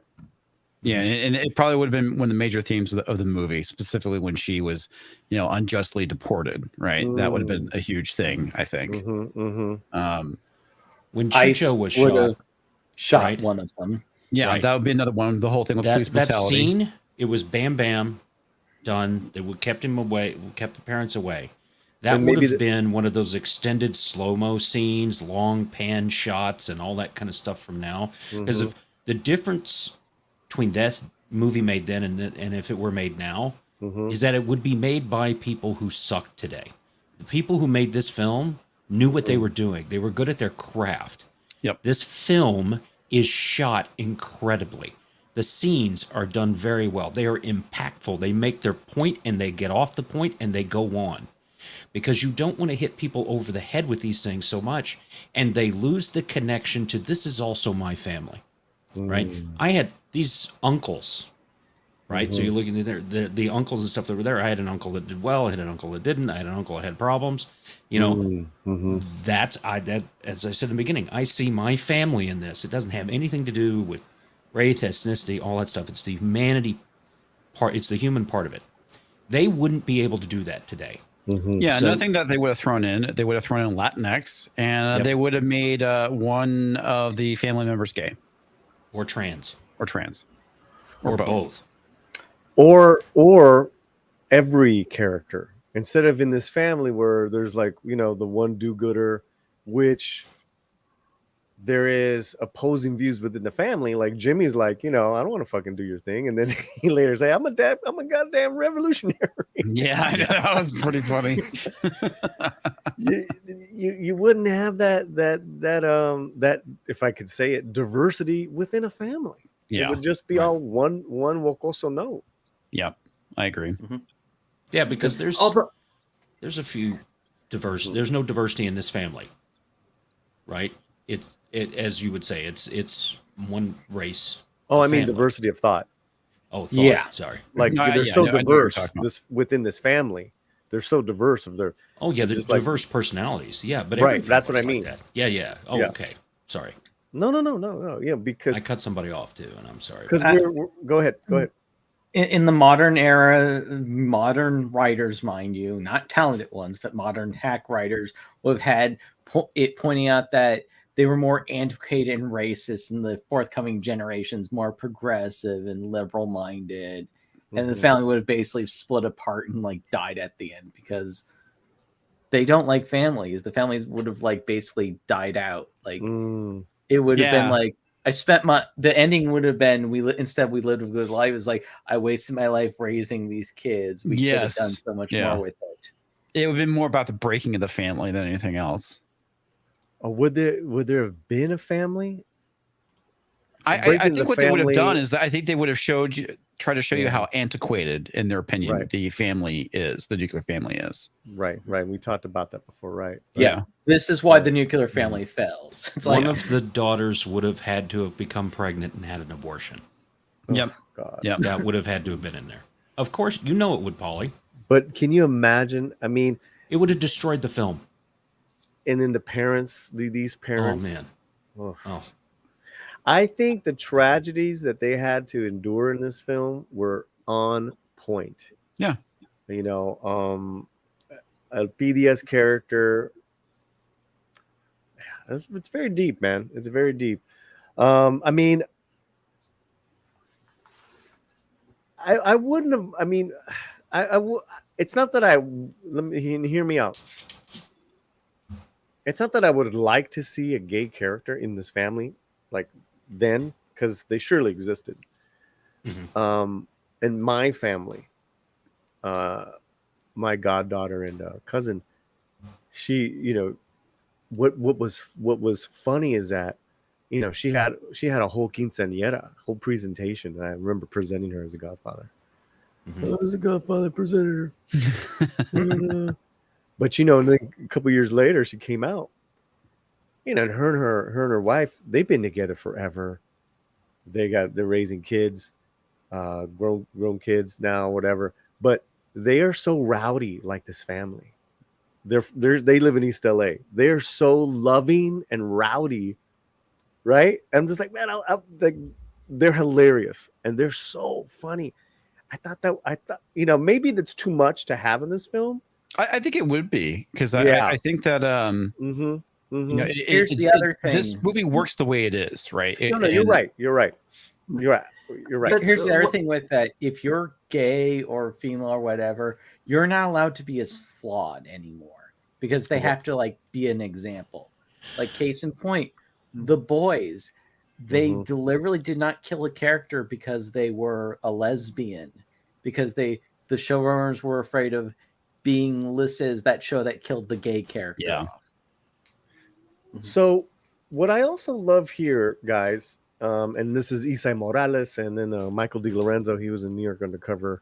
If anyone kind of recognizes this other guy that he eventually kills, is the narrator pointing this out as this is bad machismo. This is, and I love that that's pointed out. Because this is the dark side of machismo, is when you're in a fucking gang and you're gonna and yet the good machos, right? Like we said, it would have all been bad. It will have been bad macho because macho is toxic. Yep. Which is, by the way, Paulie, that's why they're doing all this Latinx stuff. They want to deconstruct your language and your culture so that they can co-opt it and own it. Yeah. It's never going to happen. Oh no, they're going to be in for a rude never going to happen. Yeah. And you know, on that note, let's on that note, we'll get back into the movie in a minute. The San Diego Comic-Con sent out a tweet with a photo of the Filipino creators. And you know, hey, it's great that they're there and all that stuff. But literally in one sentence, they said Filipinx 3 times. It was a run-on sentence. So I took it and I retweeted it and I said, I don't think you said Filipinx enough. Also, Latinx is spelled wrong. It's with an O or an A. Gracias. That went viral because all the Filipinos were like, fuck you. You know, these are, you know, call yourself whatever you want. I don't give a shit. But you know, it's like racism disguised as progressivism. That's the problem with it. Is that what do racists do? They put people into categories, simplify them down based upon exterior factors like their race or their skin color. What do white supremacists do? The exact same thing, but one is being done in the guise of being some kind of enlightened being when you're actually being the most ignorant human being on the planet. Because surprise, you know, I'm white. I'm not like every other white guy. I don't want there to be a white X. Pinche Camacho, pinche Camacho. Yeah. Well, you'll never get a white X because you don't have a gendered language. Right. Well, we're gendered language. Spanish. Well, comics is orange. I mean, Oompa Loompas really take it. So on the chin. Right okay, where was I? Let's. Yes, I think we're all. We're all on the same tip on that. One thing that I wanted to bring up real quick, Paulie. Please. On gay characters in the movie or lack thereof. Oh yeah. When they made the point of saying that Paco had never married, I thought that's where they were going with him. You know, right? Not that they would have saying where they trying to imply something there. You know, it's kind of saying it without saying it. You know? No, he was in the Navy, so. Yeah. So if this movie came out today, he would have been gay. He would totally be gay. The gay narrator. Who's a writer. I'm going to tell you the reason why my family is so terrible and why the nuclear family is so horrible. Yeah. Oh my God. Oh, wow. That reminds me. You're sure you wouldn't be from West LA then? I'm from West LA. San Francisco. Hey. My family doesn't understand why I go to gay orgies and get monkeypox. Oh my God. Oh my gosh. That's funny. That's funny. We're spreading like a virus. So wrong. That's just So awful. wrong. And It's just awful. tonight on the Salty Cracker. That's right. It's in the water. That's all I'm gonna say. Comics is Hey, one man, of those. Yeah, he's pretty salty. So great performances. Oh, great yeah. period pieces too. Yeah. Oh yeah, man! This fantastic movie. Costuming, the acting is phenomenal. The cinematography is great. And I know exactly this street was actually in Hollywood on Holly Drive. Mm-hmm. And I know this because I know this little terrain, and because I lived two houses up from there. Wow. I was like, Nice. I remember when they were filming this. Stuntbrat777 says, love Isai Morales. Worked on my first film with him, Rainy Day Friends in '84. Got my first SAG card. Wow. Nice. Wow! Nice. Congratulations. That's incredible. That's incredible. And new member know, to the. Mhm. Oh, Yeah, you know, let I me get through realized this. also there Go would ahead. have been complaints about Coppola's involvement because he's not of the correct racial persuasion to Yeah. bring this particular story to life. They also would have complained about stereotypes too, right? I mean, I think it's safe to say what I mean. It's almost we want to ask, well, what would stay in the story? Like none of it. What would I mean? Like, you know, you just heighten the immigrant thing, like you said, illegal. My It would be called family, My an Illegal. illegal immigration story. Mm-hmm. You know, would be you know, be funny is that I don't even want to go there. I don't even want to go. Well, it'd be like if they illegal- tried to make Golden Girls today, it would be 5 guys in drag in East LA. That's what it would be if they tried to make that. And it just, I mean, I look at this scene, look at the lighting. Mhm. That's what I noticed about this film. The lighting is real lighting, right? It's not washed out. For the most part, with the exception God. of the nighttime scenes where they basically just do the blue tone. Yeah, They had to during do the the blue day. tone. light up. But you But, know, yeah, I mean, nighttime this- night shots are so difficult. Yeah. Yeah, they are difficult. Yeah. Modern Go on, filmmaking I'm would sorry. be, we want to use all natural light. Why does our movie look terrible? Yeah, this movie looks great. It's gorgeous. These It is a daytime gorgeous scenes. I film. thought the wedding scene was great. Yeah.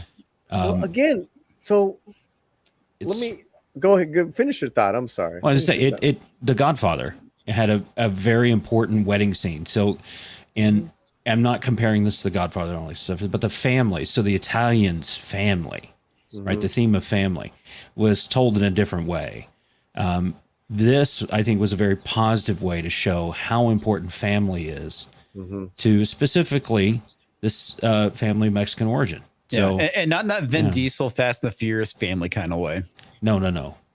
So, Comix is going to drive his car through 14 buildings, launch it into space, and then land on Mars because of family. Family. Oh yeah, This was a great actually- scene, guys. In the modern era, this would be like the side, like B plot of like one of the Fast and Furious movies, like my family action scene. Oh yeah. Because we gotta have an action scene because the family drama can't be enough to hold Yeah. me. And talk about not just a conflict between the family, but also kind of a bit of a cultural clash as well, because it's Correct. like, it's two generations going at it from different perspectives. You have the dad who's, very much straight laced, hardworking, believes in family values. And then you have the younger son who, doesn't get a job, but he makes his money basically selling, dope. And, just this whole thing. And, you kind of have that too, like even between the fight, right? It's like the younger generation versus the older generation. See, this would have been struck down as toxic masculinity. As, Yeah. Latino machismo men, and they all would have So hate. toxic. They would have hate gay people. They'd hate everything. Yeah, he would end up beating up the gay brother who was in the Navy. He takes them like, get your Yeah. like that. Dude, I fucking love the cars too, man. The chopped cars. Man. Oh man, I was like, that is just beautiful. Yeah, let me try to find that one car. Oh, Yeah, look right at that there. Oh yeah, they would not have gotten all those cars. They would have had a bunch of like CGI ones, and maybe there would have been one. No, that's still intact. The car clubs are the Chicano car clubs, lowrider car clubs, cruising, which they are trying to talk about dismantle and call toxic. Oh, yeah. What? Are you fucking serious? I'm dead serious. Wow, dude. Oh yeah, Polly, Everyone's got their battles right now. Toxic. Polly. I do have one question about this Who was that? location. Has that been used before? Which Yeah, one, I'll buddy? go. Wait. I got a couple things. Who asked me? Go ahead, Steven. When they're sorry, Shanatsky. When they're out on the road there, that when you have the line of cars coming down for the wedding, that location looks very familiar to me. Has it been used before, or like in something maybe a little bit more recent? Because I keep feeling know, like brother. I've seen it, like I know this. I don't know. Area for some reason.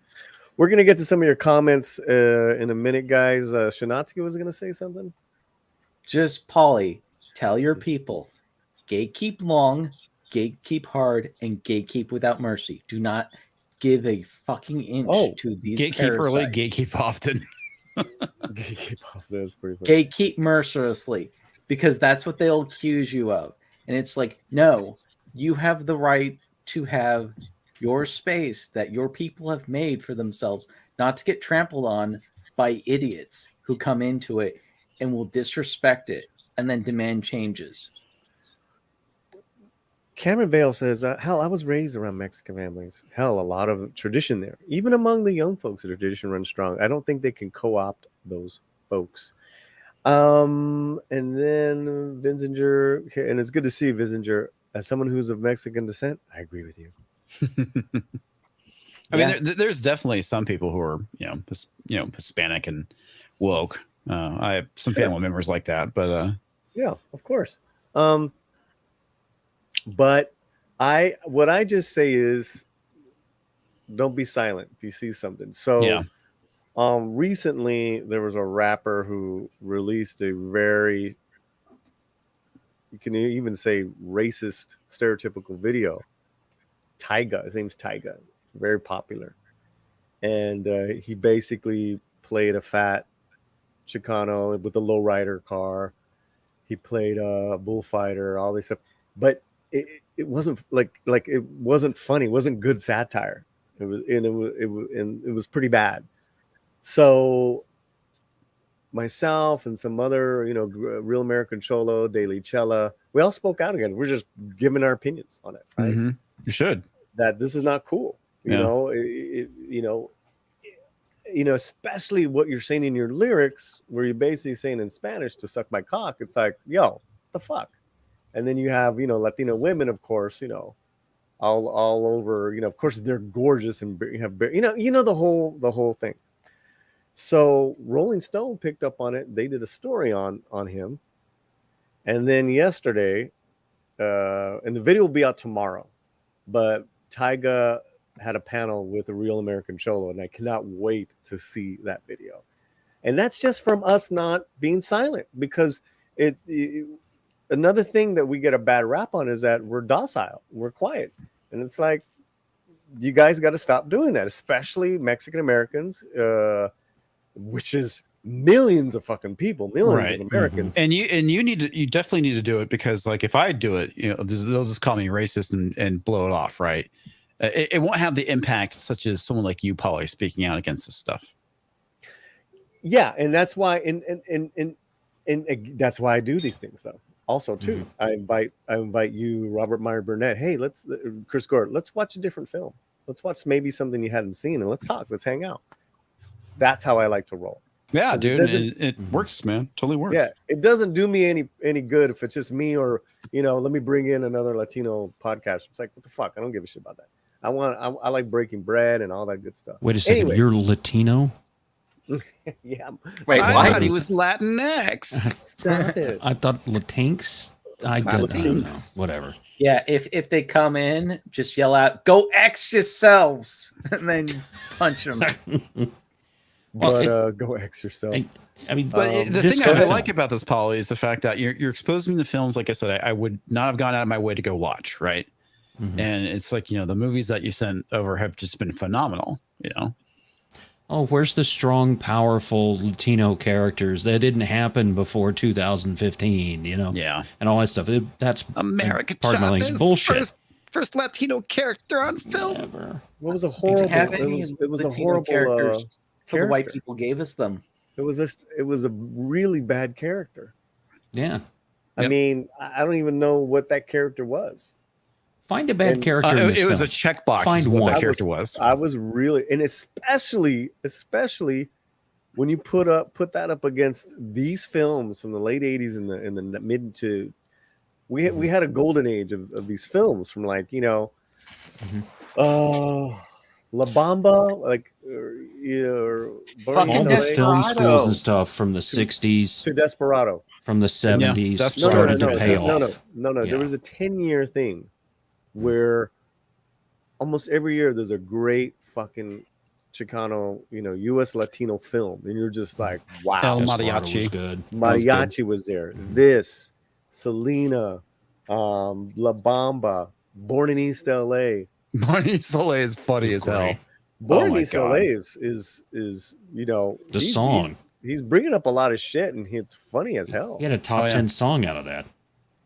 Hey man, I was born in East L.A. Hey, what are you talking about, green card? We're born, so I'm born in East L.A. But yeah, I mean, there was a lot of film schools where the art and the craft was applied, and you're seeing that in these films. Great filmmakers coming and making this stuff, and the so-called spaghetti westerns and things. Those are some of my favorite films, and I think that they're shot well and done well. And this was a rated R film. It had boobs in it, so right. I mean, this was rated R, and the fact that he got shot in the head, that's another thing that made it. Rated yeah, R. that was really intense. Yeah, and it was '90s intense, and wasn't just boobs; it was naked bodies, up against each other. You saw Jimmy Smith's crack. Yeah, I mean that was a great scene. Yeah, I mean, just that whole scene where it's very gut wrenching too. When you see him get his head blown off, he's like, "Holy shit!" Oh, and I forgot about how it wasn't even like, "Hey, surrender." It's like, "Oh, we're just gonna take him out."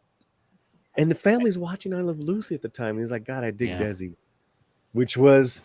And you can hear it resonating throughout the entire neighborhood. Yep. When you're out there. It's a brilliant piece of filmmaking, this right here. And remember the most terrifying, and the reason it probably is rated R, seeing Scott Bakula have sex. He did make the film glow. I mean, honestly, like, she was... that was too short of a flashback. Because as Constance Marie, I was like, wow, what a fox. Jimmy. Yep. So this is the first scene that we see him in, and this is like almost an hour into the film to where he gets released, where the little boy who sees his brother get shot becomes a criminal. And the little boy becomes a man, and there he is. I mean, look, you talk about lighting, man. Yep. Look at that, dude. That's magic hour right there. It is. You're right. It's real, and he looks so hardcore in this too. Mm-hmm. And it's like Jimmy Smith's man. He looks exactly the same. He's put on more weight, but literally he looks the same. Mm-hmm. He looks great. Yeah, he looks great, and that's another. He's so underrated. This is his movie, and I'm glad he's in the Star Wars movies, but it's like fucking use it, fuck man. Star Wars, man. I'd rather watch this any day. Yeah, I'm just saying, like they used him better in Dexter. I want that fucking stand-up bass. Yeah, I love it. It's like that chick walks up, he gives her a kiss, and keeps walking. Nice. Like, you're welcome. Yeah. Let's smirk. You're welcome, ladies. You're welcome. Look at this shot. I know. This is like the fucking shadows, man. Look at that. Oh, so good. I love that there's a guy with a walker behind him that looks like he doesn't need to actually use it, but he just has it. Can I? Those are not actors, those kids. He might have just been standing there and he asked for a cigarette going by. You never know. Yeah. Smoker's code. this is a launch scene, right? This sets the tone for him and his character throughout the entire film. Mhm. It's like Saturday Night Fever. It opens up with the walk, this song, the whole 9 yards coming through there. And the thing is, the music that was playing behind this, I think, was a little muted. And it's the artwork, right, that you see on the side, and they show all of that intricate artwork and things and stuff like that. Instead of that song being the carrier of the walk and the machismo, it's different.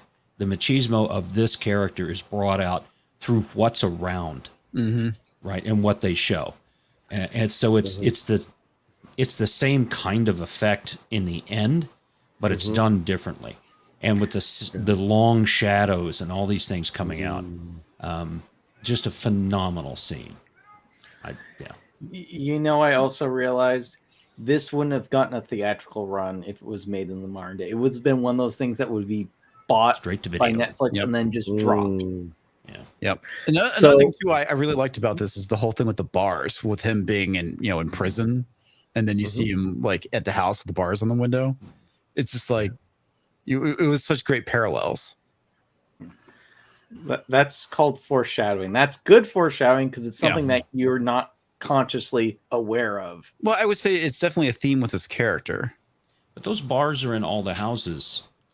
Yeah, I know, but it's the way it's shot, and you see it. Yeah, it's like the way it's shot. Yeah. You start from the sky up and you go down, and then there's so like I like how you guys took that, but I also see that La Virgen de Guadalupe that's out there protecting them. I mean, I'm just like, fuck. Yeah, and you have Mother Mary on the left side, so he's the religious angle. It's telling you a lot without spelling it out. Yeah, but you're right. It's this becomes. It's like, okay, guys, here's the break. You got the Walking river on water. You got 20 years later, right? It's very sweet and short, and it's like this is a new movie now. We're moving away now. It's fucking brilliant. Yeah. And I know the film kind of got some criticism because of that, but I actually thought it was done really well. The reviews on this were the New York Times review was bullshit. Yeah, I agree. Fucking ridiculous, man. And that was a different type of ignorance where you really don't know the culture of these people and how it's I agree. Yeah. Oh, and another little thing with this for beginning, mostly I'm sorry, say that again. in darkness, but there's a little bit of light on them. Yep. And so the music here is Los Lobos. The song is Down by the Riverbed, and it's what I love that they used, and Nava did it on purpose. They didn't use one of Lobos' Spanish songs or La Bamba. They used a very bluesy tune, down on the river bend. I mean, it's basically a blues song, and they're in East LA. And then, like you said, long shadows, the murals, the world. He has a cast on. He needs the walker. He's got a cast on. That is awesome, man. That is awesome. That's probably some guy just trying to go down to the bodega and get some smokes. And he just walked into the scene. Well, sometimes when they have extras like that, it's like they'll close off the area and they'll put signs up saying that you're walking into a set, just act natural. And you're basically giving consent to be an extra in a film. Right. Another cool thing about this movie, people actually smoke. Yeah. Yeah. You don't see that anymore. Well, it's a reflection of real life. Yeah. I mean, Retro Nerd Girl is here. She's got a great channel. Thank you, Retro. We love I always love when you stop on by. Fantastic channel. From orange to blue, contrasting colors, contrasting conditions. Oh, like that. I like that. Yeah, man. I mean, I think we can if there's anything else in this movie you guys would want to talk about, but we can keep gushing over this. As it should be gushed over, and everyone should go see this movie, especially since it's on YouTube. It is a brilliant work of art. So this scene I like. Views. Yeah, it's got 5 million views. this scene I like because he's fixing the lamp, right? And that was stuff that happened in my family, right? You didn't buy the lamp and then just throw it out and go get another one. You fixed it. You put it up there, little stuff, and things in there, things fixed around the house. The color inside the house is great. All the colors. That's Patsy Valdez, the great artist. She did the art design. Color is there, but it's muted in a way. It's not that super bright. This is funny too, where she's trying to take a piss, trying to get first thing in, and she turns around. Yeah. Well, I mean, it's probably a family of 5 with brothers and sisters with one bathroom. Yeah. You know, and that's, from there, that's what you get. And if you watch this film, Rojas as the father does so much acting with his eyes and his expression and stuff. He doesn't have to have dialogue to contribute and to show the fatherly stuff in these scenes. Not at all. I want to say something here too, because this is they do this political action where Jimmy marries this woman so she won't get deported to Nicaragua. And this woman is like so traditional as well, and the parents, and she doesn't know where to go, and the parents they get pissed at both the kids. I know. It's so funny. Well, it's because they're kind of like making light of marriage, right? It's making light of marriage. This sacred thing, and they're kind of like, they're using it to keep this woman in the States, and I can see that as being very disrespectful to marriage. By the way, Edward James almost at this point, doesn't he look like Danny Trejo? Yeah, he kind of does. It's probably his most Danny Trejo look. Look at him, and he leaves. He's like, I'm out of here. He tries to leave. I said Jimmy was gone all day doing his shit. Yeah, doing his shit. I got shit to do. You got shit to do. I figured like, what you complaining about? I got shit to do. I gotta go. Fucking brilliant, man. There was a part of the film where they described the mother as being okay with Chucho's death because she always knew that his life was borrowed. Yeah, right. that was well done. That was a well done. And the narration here was really good. And as you say, we can heap all kinds of things onto this film because it is that good. It stood the test of time. It is something you watch. I can relate to, even being from different areas and stuff, because it is a human story, well told. And and that's the thing. That's all we're looking for, right? Is just kind of relating to the human experience, and that's what makes a good movie. It doesn't matter, what culture or skin color the people are. If you can kind of relate to that human experience, then you're going to enjoy the film. And this is a perfectly good example of that. It's there's a lot of things in here. Just because it's not a part of my culture or my skin color or whatever, there's still these very kind of human events that take place that everybody can relate to. Right. And there are, you can talk about what happened during the Holocaust, about people being ripped out of their homes and moved around. And that happened, during the Depression and during the war. So many people were affected by that. And it wasn't just relegated to people of a specific skin color or creed or code. But what I enjoyed about this film was just about everything from end to end. It's an experience. I can watch this film and enjoy the acting and enjoy the story and relate to it. It's relatable. And it doesn't matter who you could put this story with a family from the Upper West Side of New York, or Upper East Side. Is Upper East Side? Upper East Side of New York, and tell the same thing with the same characters, and it would be as good because the story's great and because the director knows what they're doing, and it had a good cast and crew. Soup to nuts. This is a great film.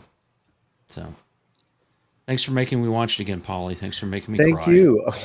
I'm muted. I was muted. I would like to say, the great director, Gregory Nava, look at his canon of work, guys. El Norte, this film, Selena. Then he did a film on Frankie Lyman, the young black singer, the doo-wop singer, with Lorenz Tate at the end of the 90s. And that's a good film as well. Like, you could tell what Nava was into as far as music. He did an American Playhouse kind of like this for in the early aughts. I think I had a couple seasons. It was okay. This was lightning in a bottle, this whole film. But he's I don't know why he's not working now. Yeah. I don't know why Luis Valdez is not. Apparently he's directing something called Heat, which is in pre-production right now.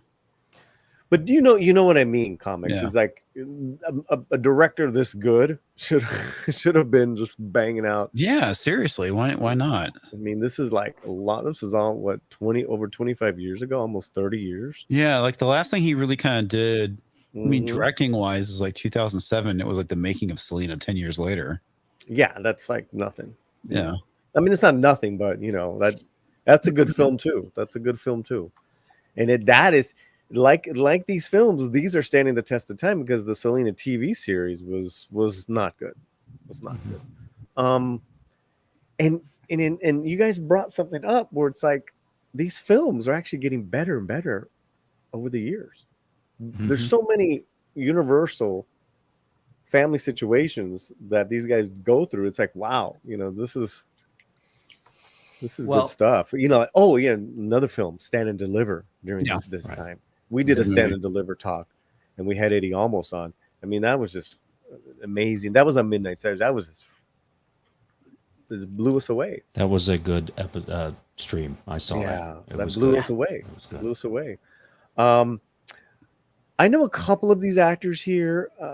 I kind of just wanted it to be about us, though, because then once you bring in an actor to talk about this, it just becomes something else, and that's all right. But I really wanted to share this with Comics and Toxic and the members. Well, I appreciate that, and this is definitely a story that's relatable across things. And I came from a different area, and still these characters remind me of my family.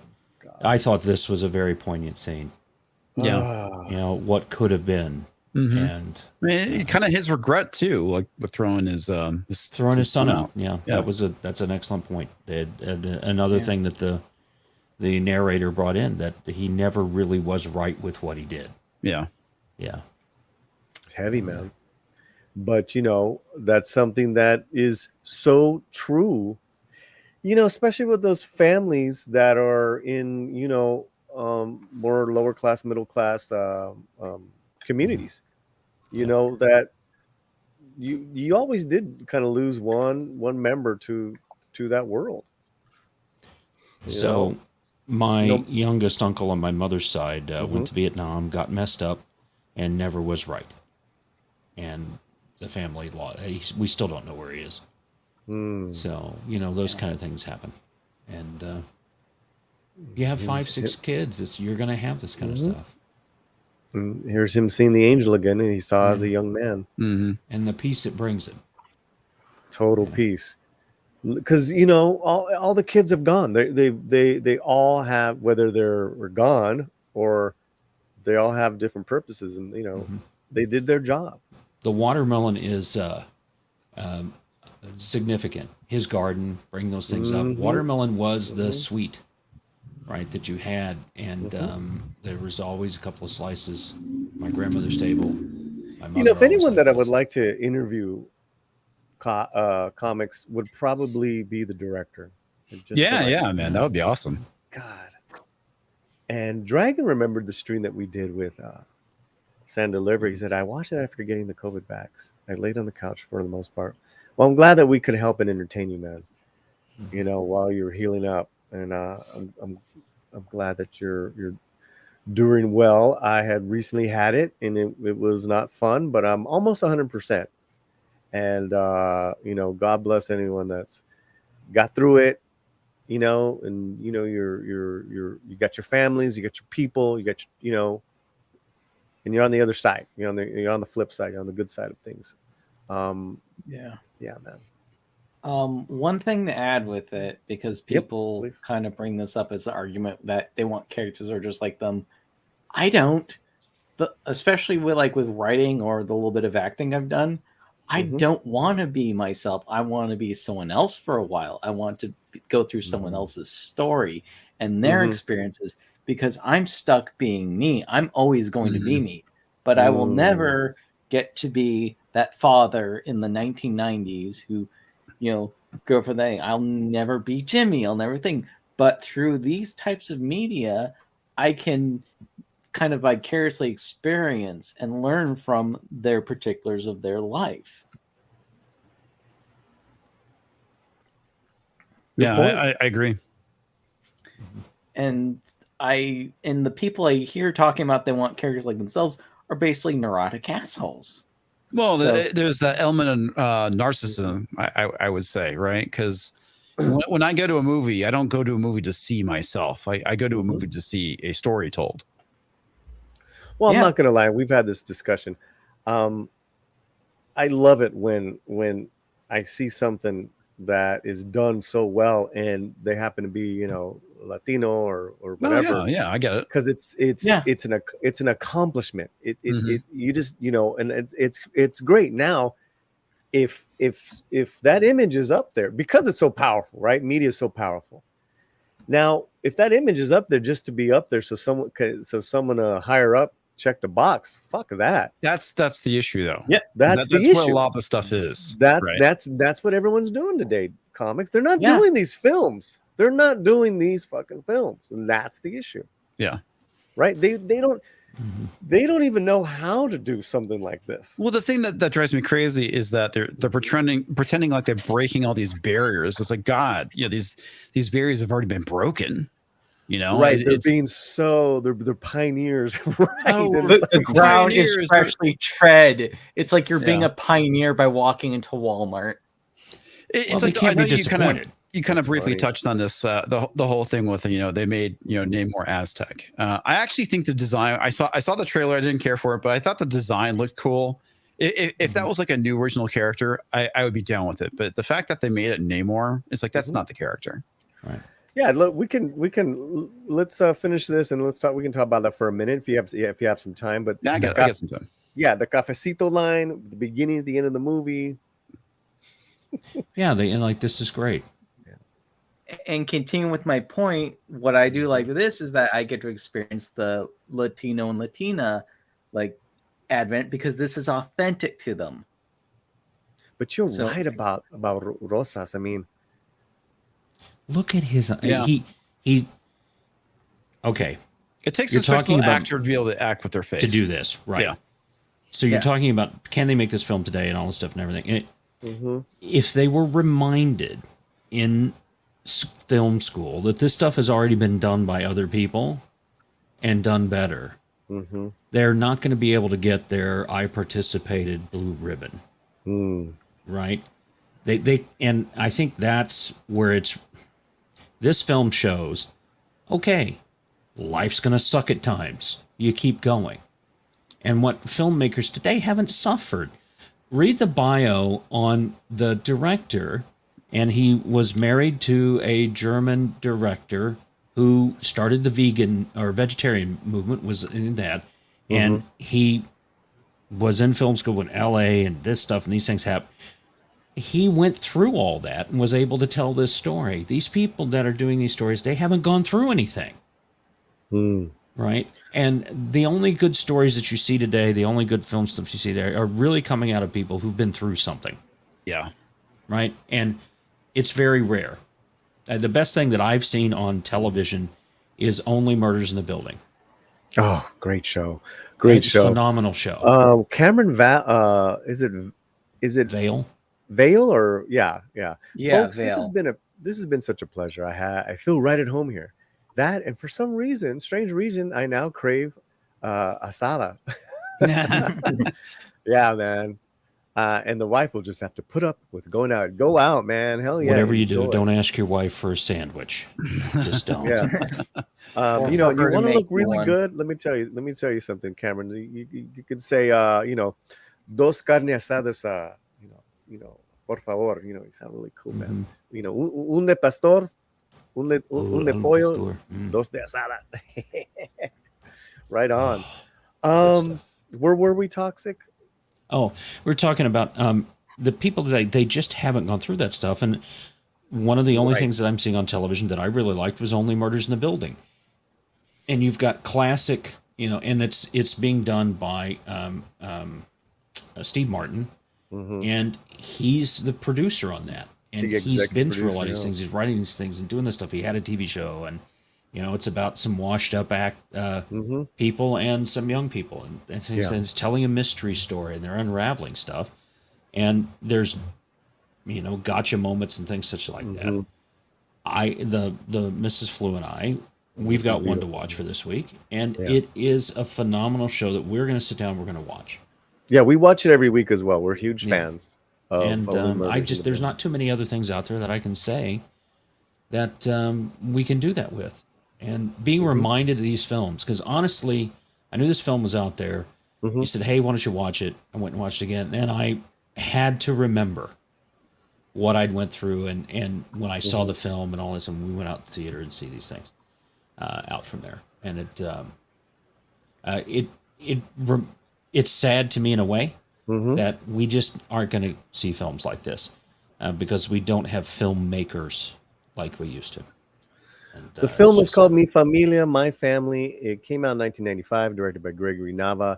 This is the final shot of the movie, looking from the east west to downtown Los Angeles and the forever sunsets that are so famous here. That's I know this part of town very well, and it's just it can be as beautiful as it is shown here, and that is just amazing. Yeah, so that's the film, man. I thank you guys so much. I would want to thank the members of the channel, of course, our special guest, Comix Division, and let me know if you guys, I can connect you guys with the film. Also, to some of the new members were asking about discounts. Look at your membership levels. Discounts for our merchandise page, and you can connect with me on Twitter and on Discord. Welcome to the Latino Slant, and you don't have to be a Latino to be a Slantino, by the way. Boom. Comics. Namor is no longer an Atlantean. He is from a society underworld kingdom called Talocan. And Talocan is a made-up Mesoamerican mashup of Maya and Aztec, but it's not Maya and Aztec. What are you? So yeah, give me your thoughts on that. Honestly, I have no problems with the concept of what they're going with. It's just not Namor. They should have, in my opinion, just created a new character and had that conflict that way. The other thing too that. They pretty much like did. A logistics issue. Yeah, they did, with the exception of they called him Namor. There is a bit of a logistics issue because Africa is so far from South America. I don't see how that would necessarily work. But some of the stuff in there I thought looked kind of cool. But it's not Namor. He's an Atlantean, and if they were going to do that, they should have stuck with that. Anyone else on the panel? Okay. What about the new Namor? What we're just talking about. Just if you want to chime in real quick before I. Well, they got a great actor to play the character, and I'm afraid that he's going to get nerfed here. Yeah, I mean, I don't know what this is, but it's not Namor. Okay. Yeah, if it's not Atlantis, and as the other thing, as I said, it's Theseus's character. You're familiar with the ship of Theseus? Well, Theseus's character. If you take parts out of a character and you replace them with different ones, at what point is the character still the character? You can call it Namor. It has the shape of Namor and the look of Namor, but all these things are different. It's like your wife comes back and suddenly her favorite dish is different. That's kind of odd, but then more and more things start changing about her. At what point is she no longer the person you knew and loved? Mm-hmm. And they're doing the same thing with these characters, that they're relying on the fan base that had existed for these people from the comics. That's a good point. Mm-hmm. And the fact that they're underwater too just doesn't make any sense. Yeah. You know. Yeah. It makes more sense to be Atlantis, but they decided they didn't want to do Atlantis because of Aquaman, I guess. Mm-hmm. Well, I mean, I'll call this what it is. It's culture appropriation. I was thinking the exact same they have thing. appropriated the Greek culture and laid over it some kind of made up. Well, they weren't going to have a white Namor fight anyone black. Right. And it's perfectly fine with two brown people doing it then. I see. I mean, and that is a whole nother bowl of trouble, man. Yeah. Why couldn't Namor have been in the Indian Ocean off of Sri Lanka? Why not? Mm-hmm. This creates more and more issues the more and more it creates we think a lot of issues. You're right. And as much as I love these actors and I love the idea, and I love Coogler, I'm a Coogler fan, and God knows I'm a Tenoch Huerta fan. From Narcos Mexico to Forever Purge. And let's be, the man, I would love for this movie to come out and to prove us all wrong and be great. Well, I would love for it to be that way. And for me to, I hate being negative all the time, but, and comics is true. I hate being negative all the time, whether you say so or not. I would love to go to this film, sit down and not care that all this stuff has been changed, but the story is so good. I would love to see them do that, like that first scene of the movie that we just saw, or of Saturday Night Fever. Do something like that draws me in, and then stop beating me over the head after you've made your point. So many of these films, they're kicking a dead horse for 45 minutes. Give it up. You've already made your point. Go on and finish the film.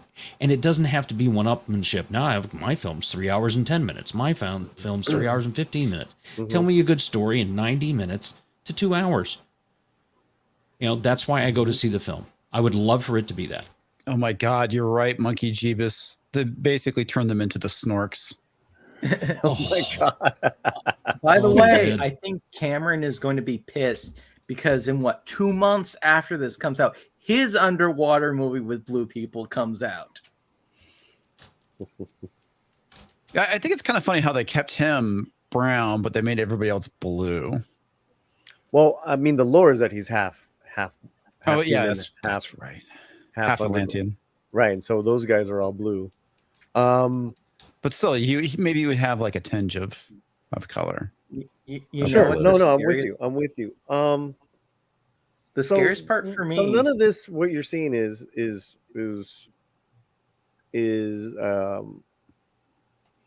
accurate Mesoamerican. No.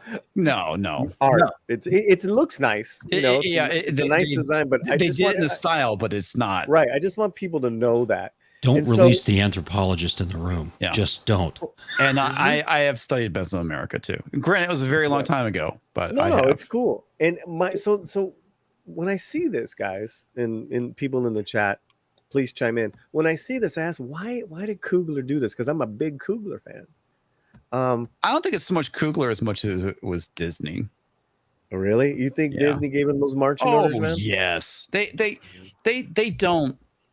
With Black Panther too? Oh yes, absolutely, man. It's like what Gary says. They don't hire directors. They audition for them, and I think it's no different than with Coogler. Well, okay. I think that it's like this is what you're going to do, and it's like the original director for Captain Marvel walked away. She's like, I want to shoot the action scenes, and they're like, nope, you shoot all these scenes, and we have people to take care of the action scenes for you. Well, hear me out, comics. Hear me out. Because the point of what I was making was that whether he got you're saying he got the marching orders from Disney to say we got to make him Mexican. Let's just say that 100%. That is a Disney decision. Okay. 100%. All right. Okay. So going with that, right? Shit. Someone had to do their homework, and if they don't, it's going to show that fucking film, and I will burn that film down. Because this is so something that's dear to me, which is my lineage, my lore, right? Right? Beautiful stories and gods and everything that's already there. Of course, you're not going to take the time and do something, do a separate story like that. You're just going to, like you said, appropriate. You better come correct, or it's going to be a fucking disaster. And the fact that you made it, you made this a racial thing here. There's several things with this movie, right? That it's going to be. It's basically diverse female in the movie. That's versus the thing, Mexican guy. Well, who's the king, right? Who's still the king? Yeah, still the king. Yeah. Oh, that's my dog honking. Because they're not gonna. I've said this. They, in my opinion, and it sucks that the Chadwick Boseman died. It really does. But if you want to have Black Panther, you need to recast him. Absolutely. Hands down. You can't pass the Shiri. No one's gonna fucking care. The cultural reaction to Black Panther was. Can we agree that it exceeded actually what the movie was okay? It was it was okay. I agree with you. I How do you say lightning in a bottle? I mean, it's a B. It is a B movie. Okay, it wasn't best picture level. No, the reaction was very much hyped. The movie wasn't. The reaction for it was the reaction was something that Marvel did not plan on. It was a culture, and it was that's cool. All right, that's happened before. That is probably why Avengers. Avengers was a great movie. What do you call it? Was it the one? Infinity Wars. But people were jacked because they got to see Black Panther again, right? I mean, that was like the hype was so strong. So you deal with that. The thing that pissed me off though is the fact that he was much better in Civil War, character-wise. But when it came to his own movie, he was outshined by all these other characters, and he wasn't nearly as interesting of a character. I found him bland in his own movie, and that is very unfortunate.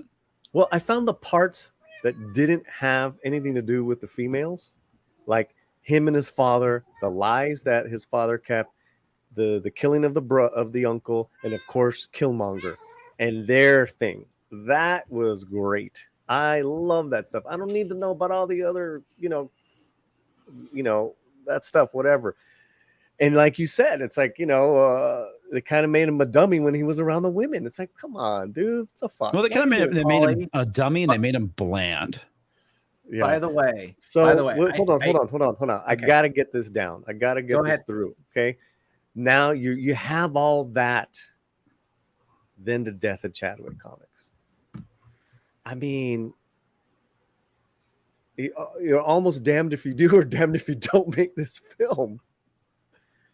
I just and then you do this, and then you're gonna make her the Black Panther.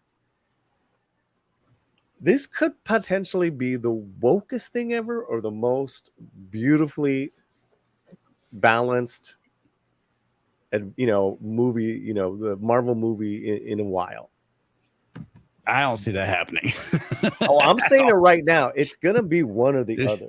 It's gonna be one or the other. It's gonna be the wokest thing ever. Like I said, I mean, okay. We'll come back. Me and you will come back, and we'll talk about this film when it comes out. Well, okay. Here's a lot of things. I thought Thor: Love and Thunder was gonna be really woke. I mean, it had its moments for sure. But overall, I found the movie very bland. It is a good possibility what we get is something also equally as bland.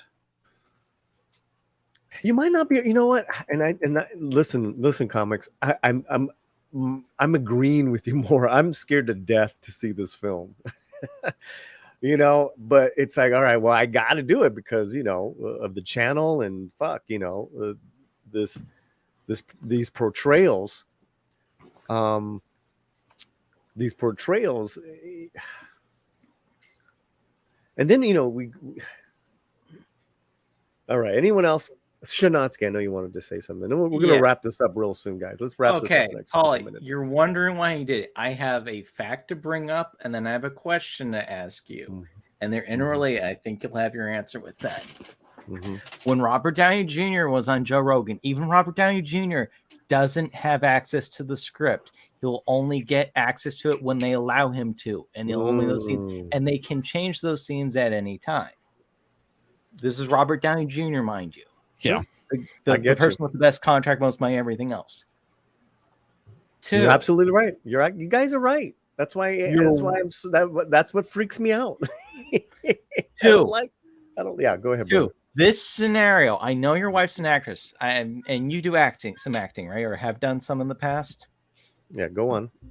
Okay, imagine if your wife was offered the leading role in a Marvel movie. What would be the most likely response career-wise for an actor? You're not allowed to see the script, mind you. You just know you're going to be cast for this major character. And sometimes they audition them under code. Case in point, Elektra's actress in the Daredevil TV series was not even told it was for Marvel. So imagine you go through all these hoops and you find out it's for Marvel. You don't know what the script's going to be, but you know it's a Marvel movie.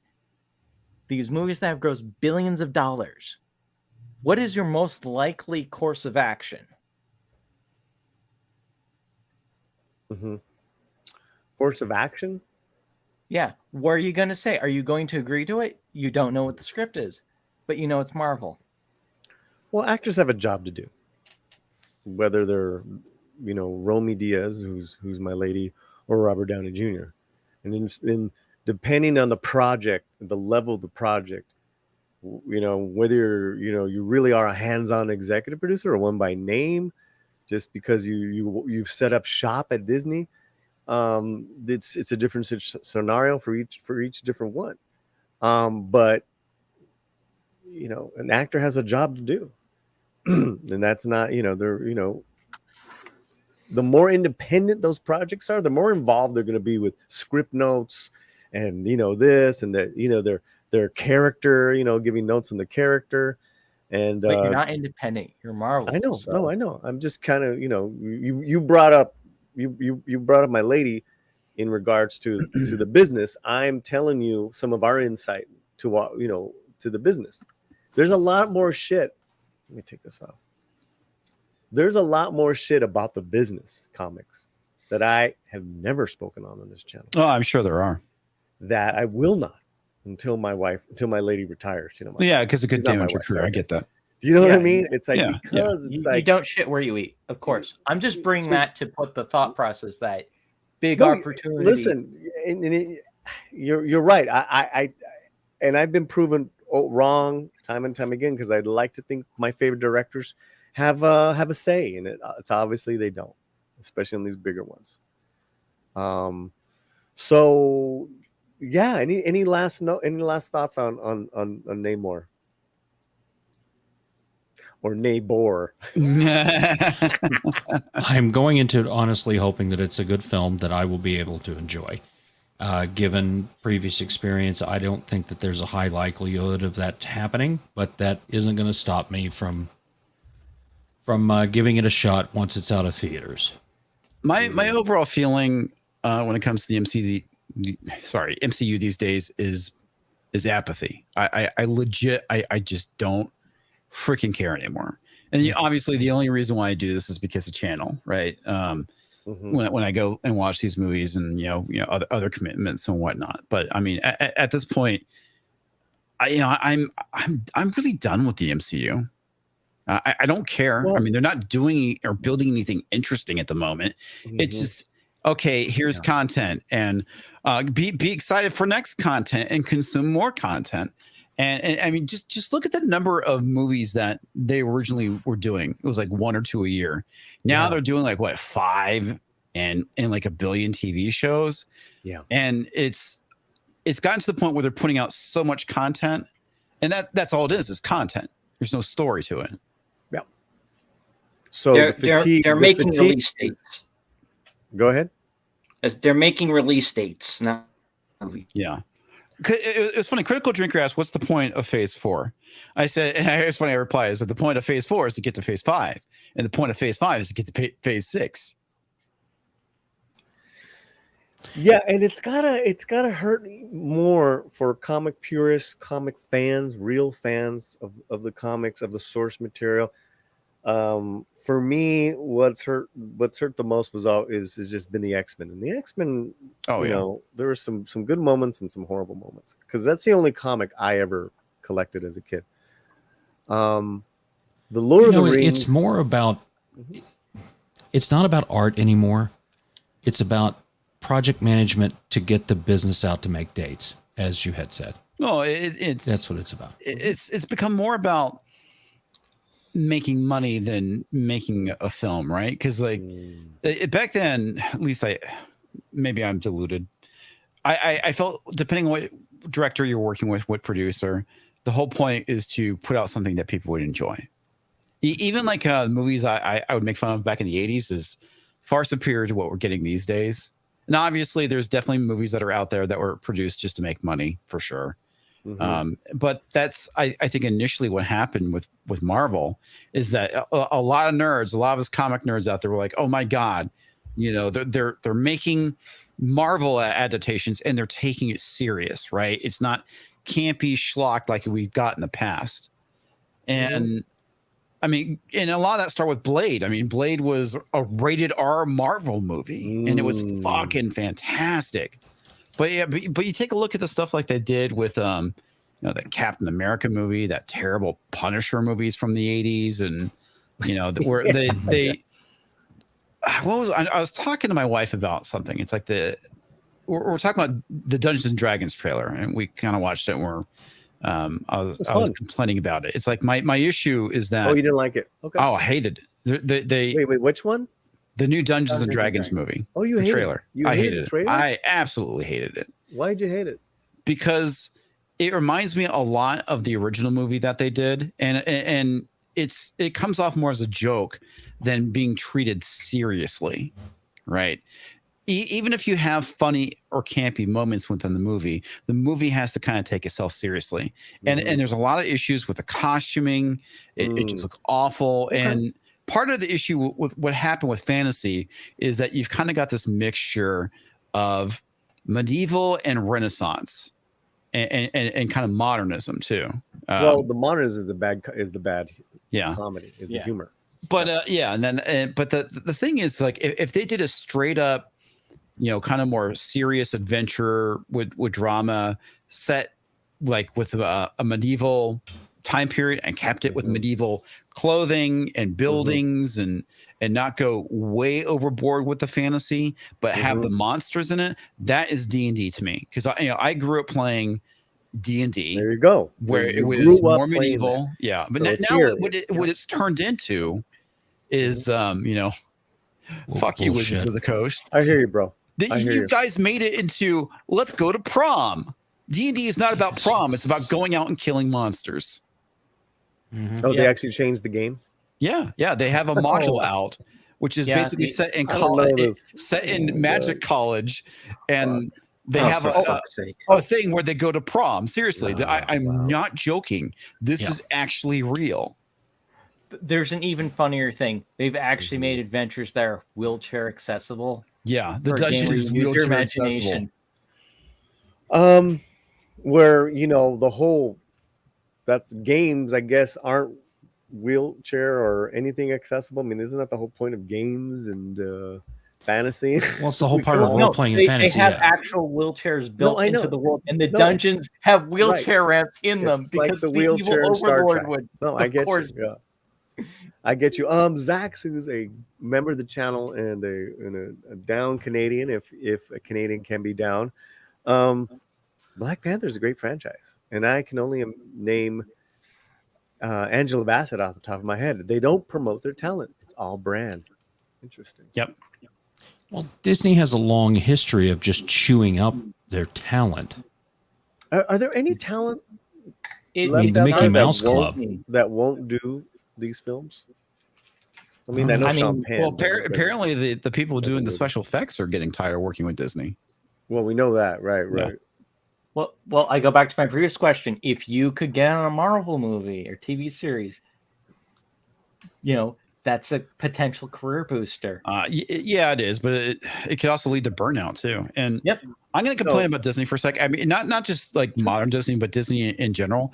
They are legit like appropriators. I mean, just look at all the stuff they've done with like Snow White, Sleeping Beauty, all those great, Grimm's fairy tales that they went and gone and appropriated. I hate it. Yeah, I hear you, man. I hear you. What was it? Monkey Bear says Dungeon Dragons with wheelchairs is called Meals on Wheels. Yeah, I agree. That's kind of a funny joke. In Kitty Bear, that's a good Jackie Chan movie.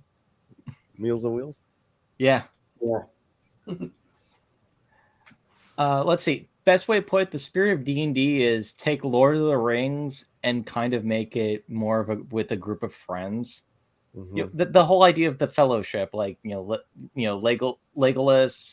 Gimli, and Aragorn, like they're basically like a D&D party.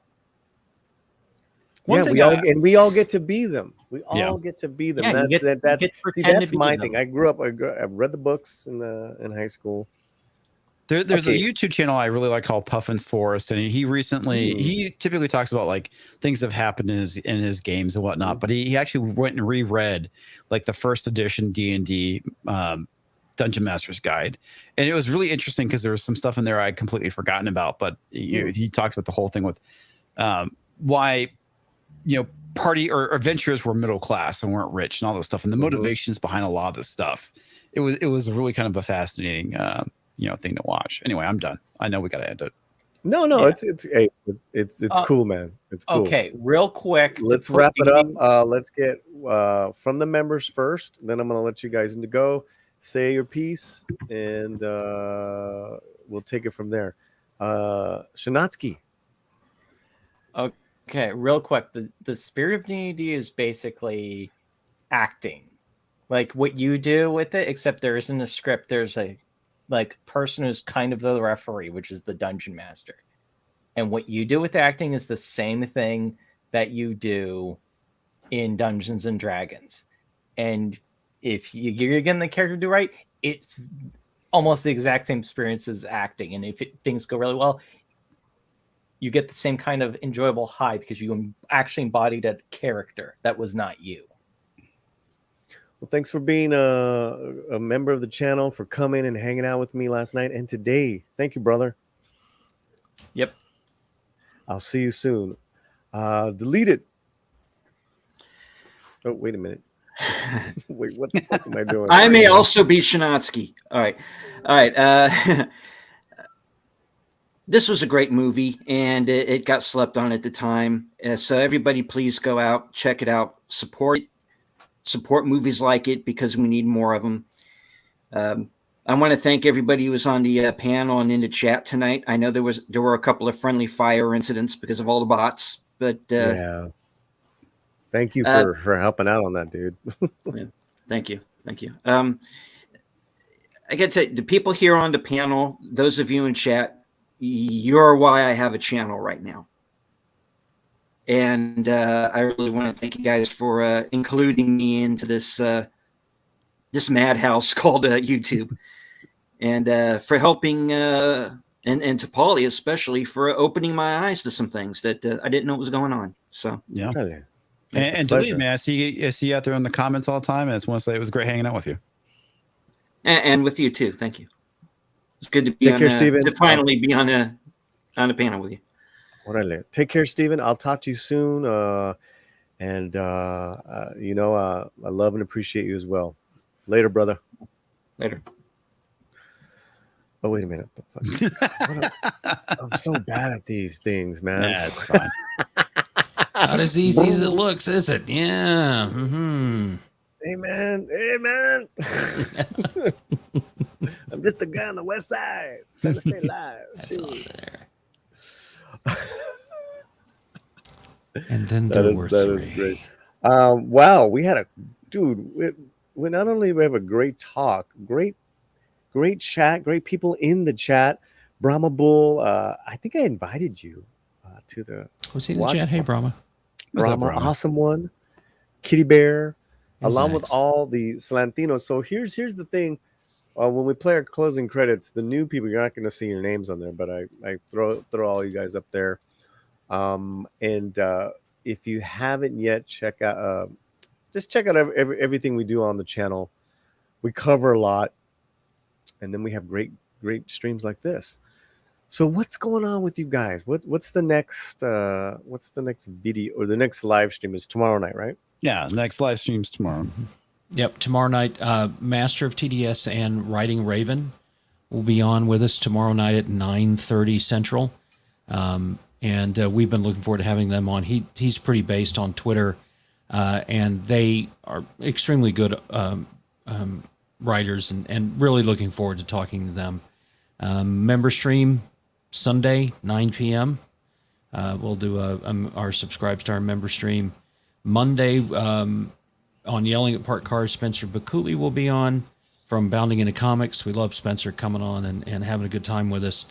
And then next Thursday, I've still got to confirm if Ginger Ninja is going to be on, if they're ready with their comic. But we're also going to have Mike from XRL7, who was on before. He does his own pixel art series called XRL7 on YouTube. So we're really looking forward phenomenal. to it. I highly suggest checking it out. And there may be familiar voices on the next show that he releases. I'm really looking forward to that stuff coming on. And Chrissy Mayer is going to be on in August. We have a lot of great people. ETEP's going to be on, and we're trying to get Kai on to show some of his artwork. We had Vinny on last week. We had Flip City on Monday. Flip City Magazine, those people were great. We had a really good time Monday night with them. They were funny as hell. And Christy's already reached out from Flip City talking about wanting to do something on the release of their Halloween spectacular. So she wants to voice chat with us. So I'll talk to you about that offline, Comics. But they were great. We had a great time. Man. Yeah. Love it. There's and a I keep more about what's going on with my channel than I do. Well, that's kind of what she asked me to do. So. I know it is. And I'm trying. If I can get this Latino slant guy to message me back, I'd get him back on the show. Guy's based and knows so much. I think what we're gonna do here on the channel is we're actually gonna boycott Hispanic Heritage Month for the month of September. That would be brilliant. awesome. So we're gonna do that, and then we'll come on Comics Division. But yeah, I'm done. I'm done with that shit. And we'll do some counter programming, like hug a gringo. Be kind to a Gringo Day. That's what you could Here's be. my whole thing about it. It's like my same problem with the Black History Month. It's like, why do we need a special month for it? It needs to be included with what we're being taught in school, flat out. Yep. Not just for 1 month. It needs to be in the classroom with everything History else. is history. It is. History The thing is is that it is now.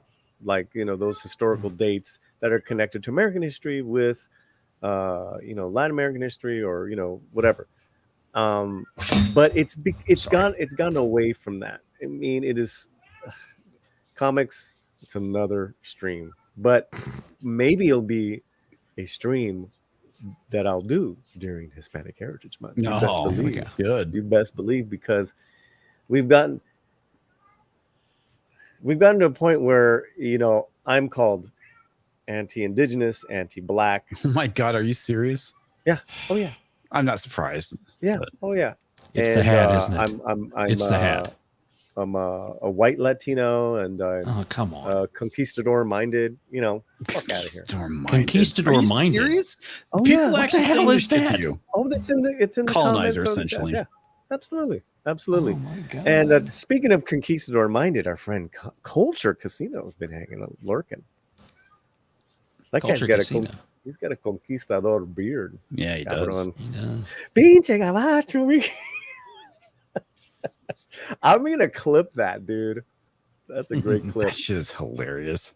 Wow, it's been a great talk. I really thank you, Comics. I thank you, Toxic. I'm glad you like the film. You just never know the reaction you're gonna get. But I really don't. It's not that I don't care, but that's kind of the point. No, You know? absolutely, it should be, right? I mean, the whole point of a movie is to tell a story, talk about interesting characters, and et cetera, et cetera. And anybody should be able to relate to that. It doesn't matter what your skin color is or what your background is. And a lot of it this is gonna be dumb because I'm gonna bring it back to Spider-Man. Why do so many people relate to Spider-Man? Because he has a day job, he has a sick aunt, he has all the struggles of life, and on top of that, he has to be Spider-Man. And it's the same thing with this film. Why can people relate to this movie? Because the struggle that they're going through. And it's And why that does anybody Superman can need to relate be Superman? Because people need to have that all-powerful, all-knowing, can fix anything superhero, right? And then why do they need to have a Spider-Man? Because I need somebody I can relate to that is going through the same struggles as I am. Yeah. You need, and tying that into this film, you had all these different characters, all the different people who reflected all the different things that can happen in life. And you kind of bring it back to what we're talking about with these characters. It's like, they're flawed. They're human. They're very human characters. They make mistakes. Some of them, some of these mistakes are fatal, and it's like, it's something that anybody can relate to. Is like, oh my God, what if I did something like that? How would I react? Well, that's another thing that has changed, is that you actually are commended, or given a safe space, that there are no wrongs, like there are no harsh lessons to learn. Everyone's special and safe. It's like, motherfucker, my grandmother would have whooped some of these people's ass. And she was 5'1", but it was not lost on me that I'm awesome one. Thank you very much. It keeps me grounded. The grandfather who was there when it was Mexico. Oh, California. Right? Yeah, that was great. Yeah. Oh, that actor is everything. He was hilarious, and then it's like, bury me here, Don, because screw you guys. I was born here. It was Mexico, and I died here. Mexico. But it's like he just wanted nothing to do with anything authoritative. Like, fuck you all. This is my land. Right. Talk about being a true libertarian, dude. Right. That guy was OG. Now I want to bring the movie back up because I want to see his face. Oh gosh. Yeah, what you were saying, Toxic? Oh, it's just a point of another part of the film that the borders are just made up by other people, right? And here's this guy who lived his life, and you can tell he died happy. He was playing with the kids, having a good time. He was always laughing, and he's like, screw this stuff, and he left it to who eventually became the father in the rest of the film, and it served, that piece of land served them throughout the whole time. And even though all this stuff grew up around them, he was still providing the watermelon that was on the table and providing the corn and all that kind of stuff that they were doing. And like the evolution of the house too. Yeah, and it kept growing, right? And things from there. And you could tell that it was done right the first time, and it lasted for a long time, though the paint may have worn and all that kind of stuff. It was done right from there. So it was. Thank you for having us watch this. Yeah, absolutely. And, I'm glad that I didn't think that I was included in this until recently. I thought it was just going to be the boss and the TV star. No, man. So, and we're talking about that. Yes. Yeah. See, California. Yeah. Fuck yeah. Yeah. And this stuff. He's just having a good time playing with the kids. Look at that. And then he's working.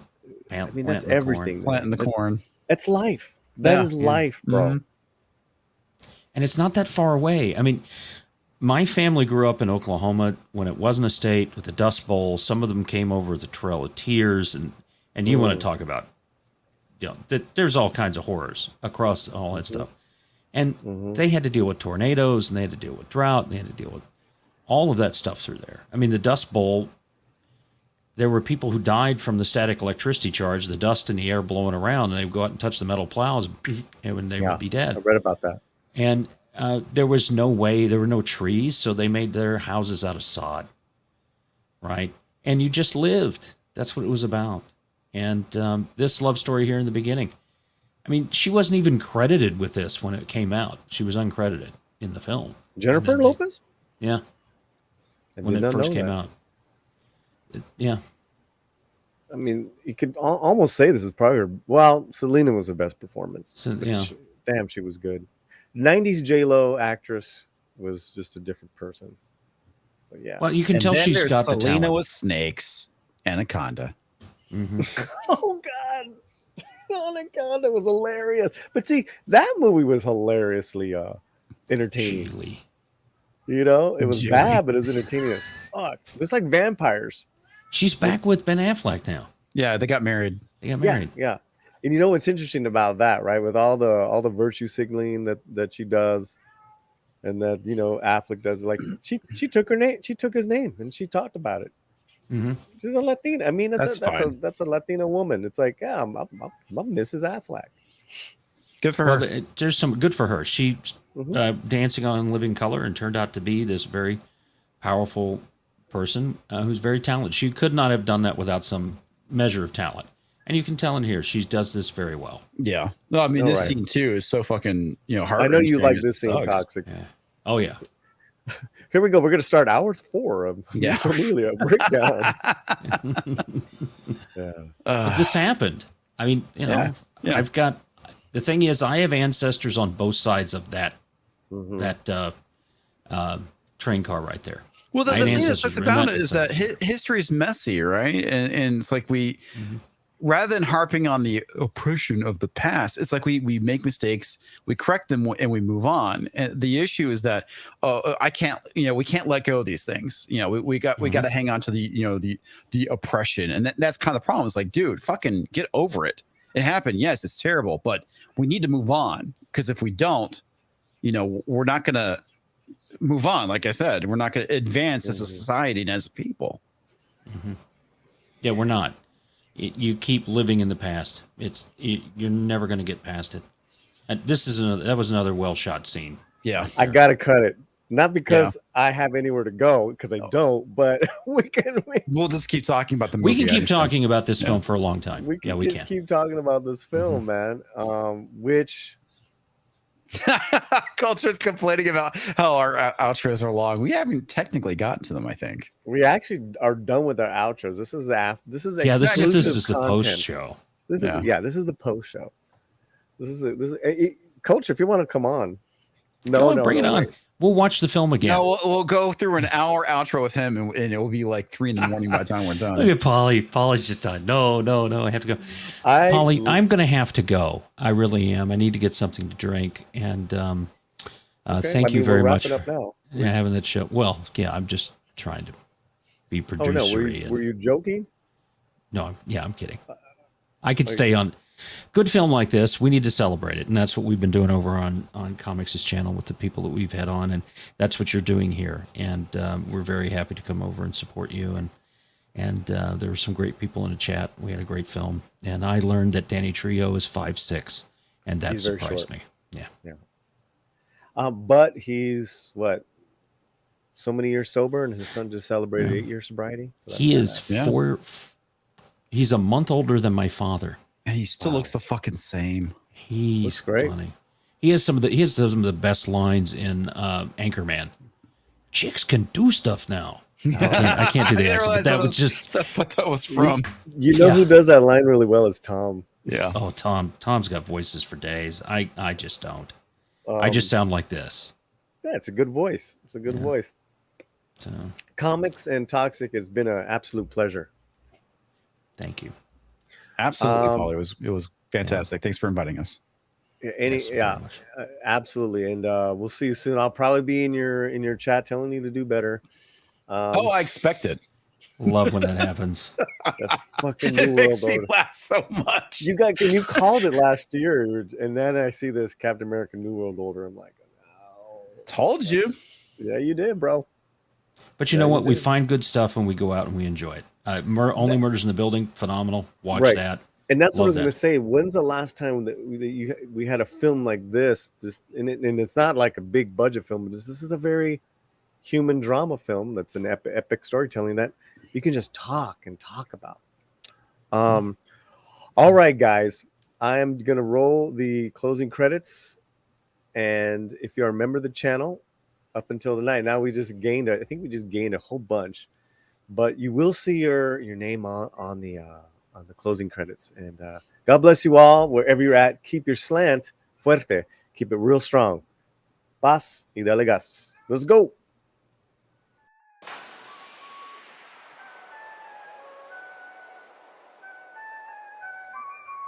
All right, I think you can hear me. Once again, I want to thank Comix Division.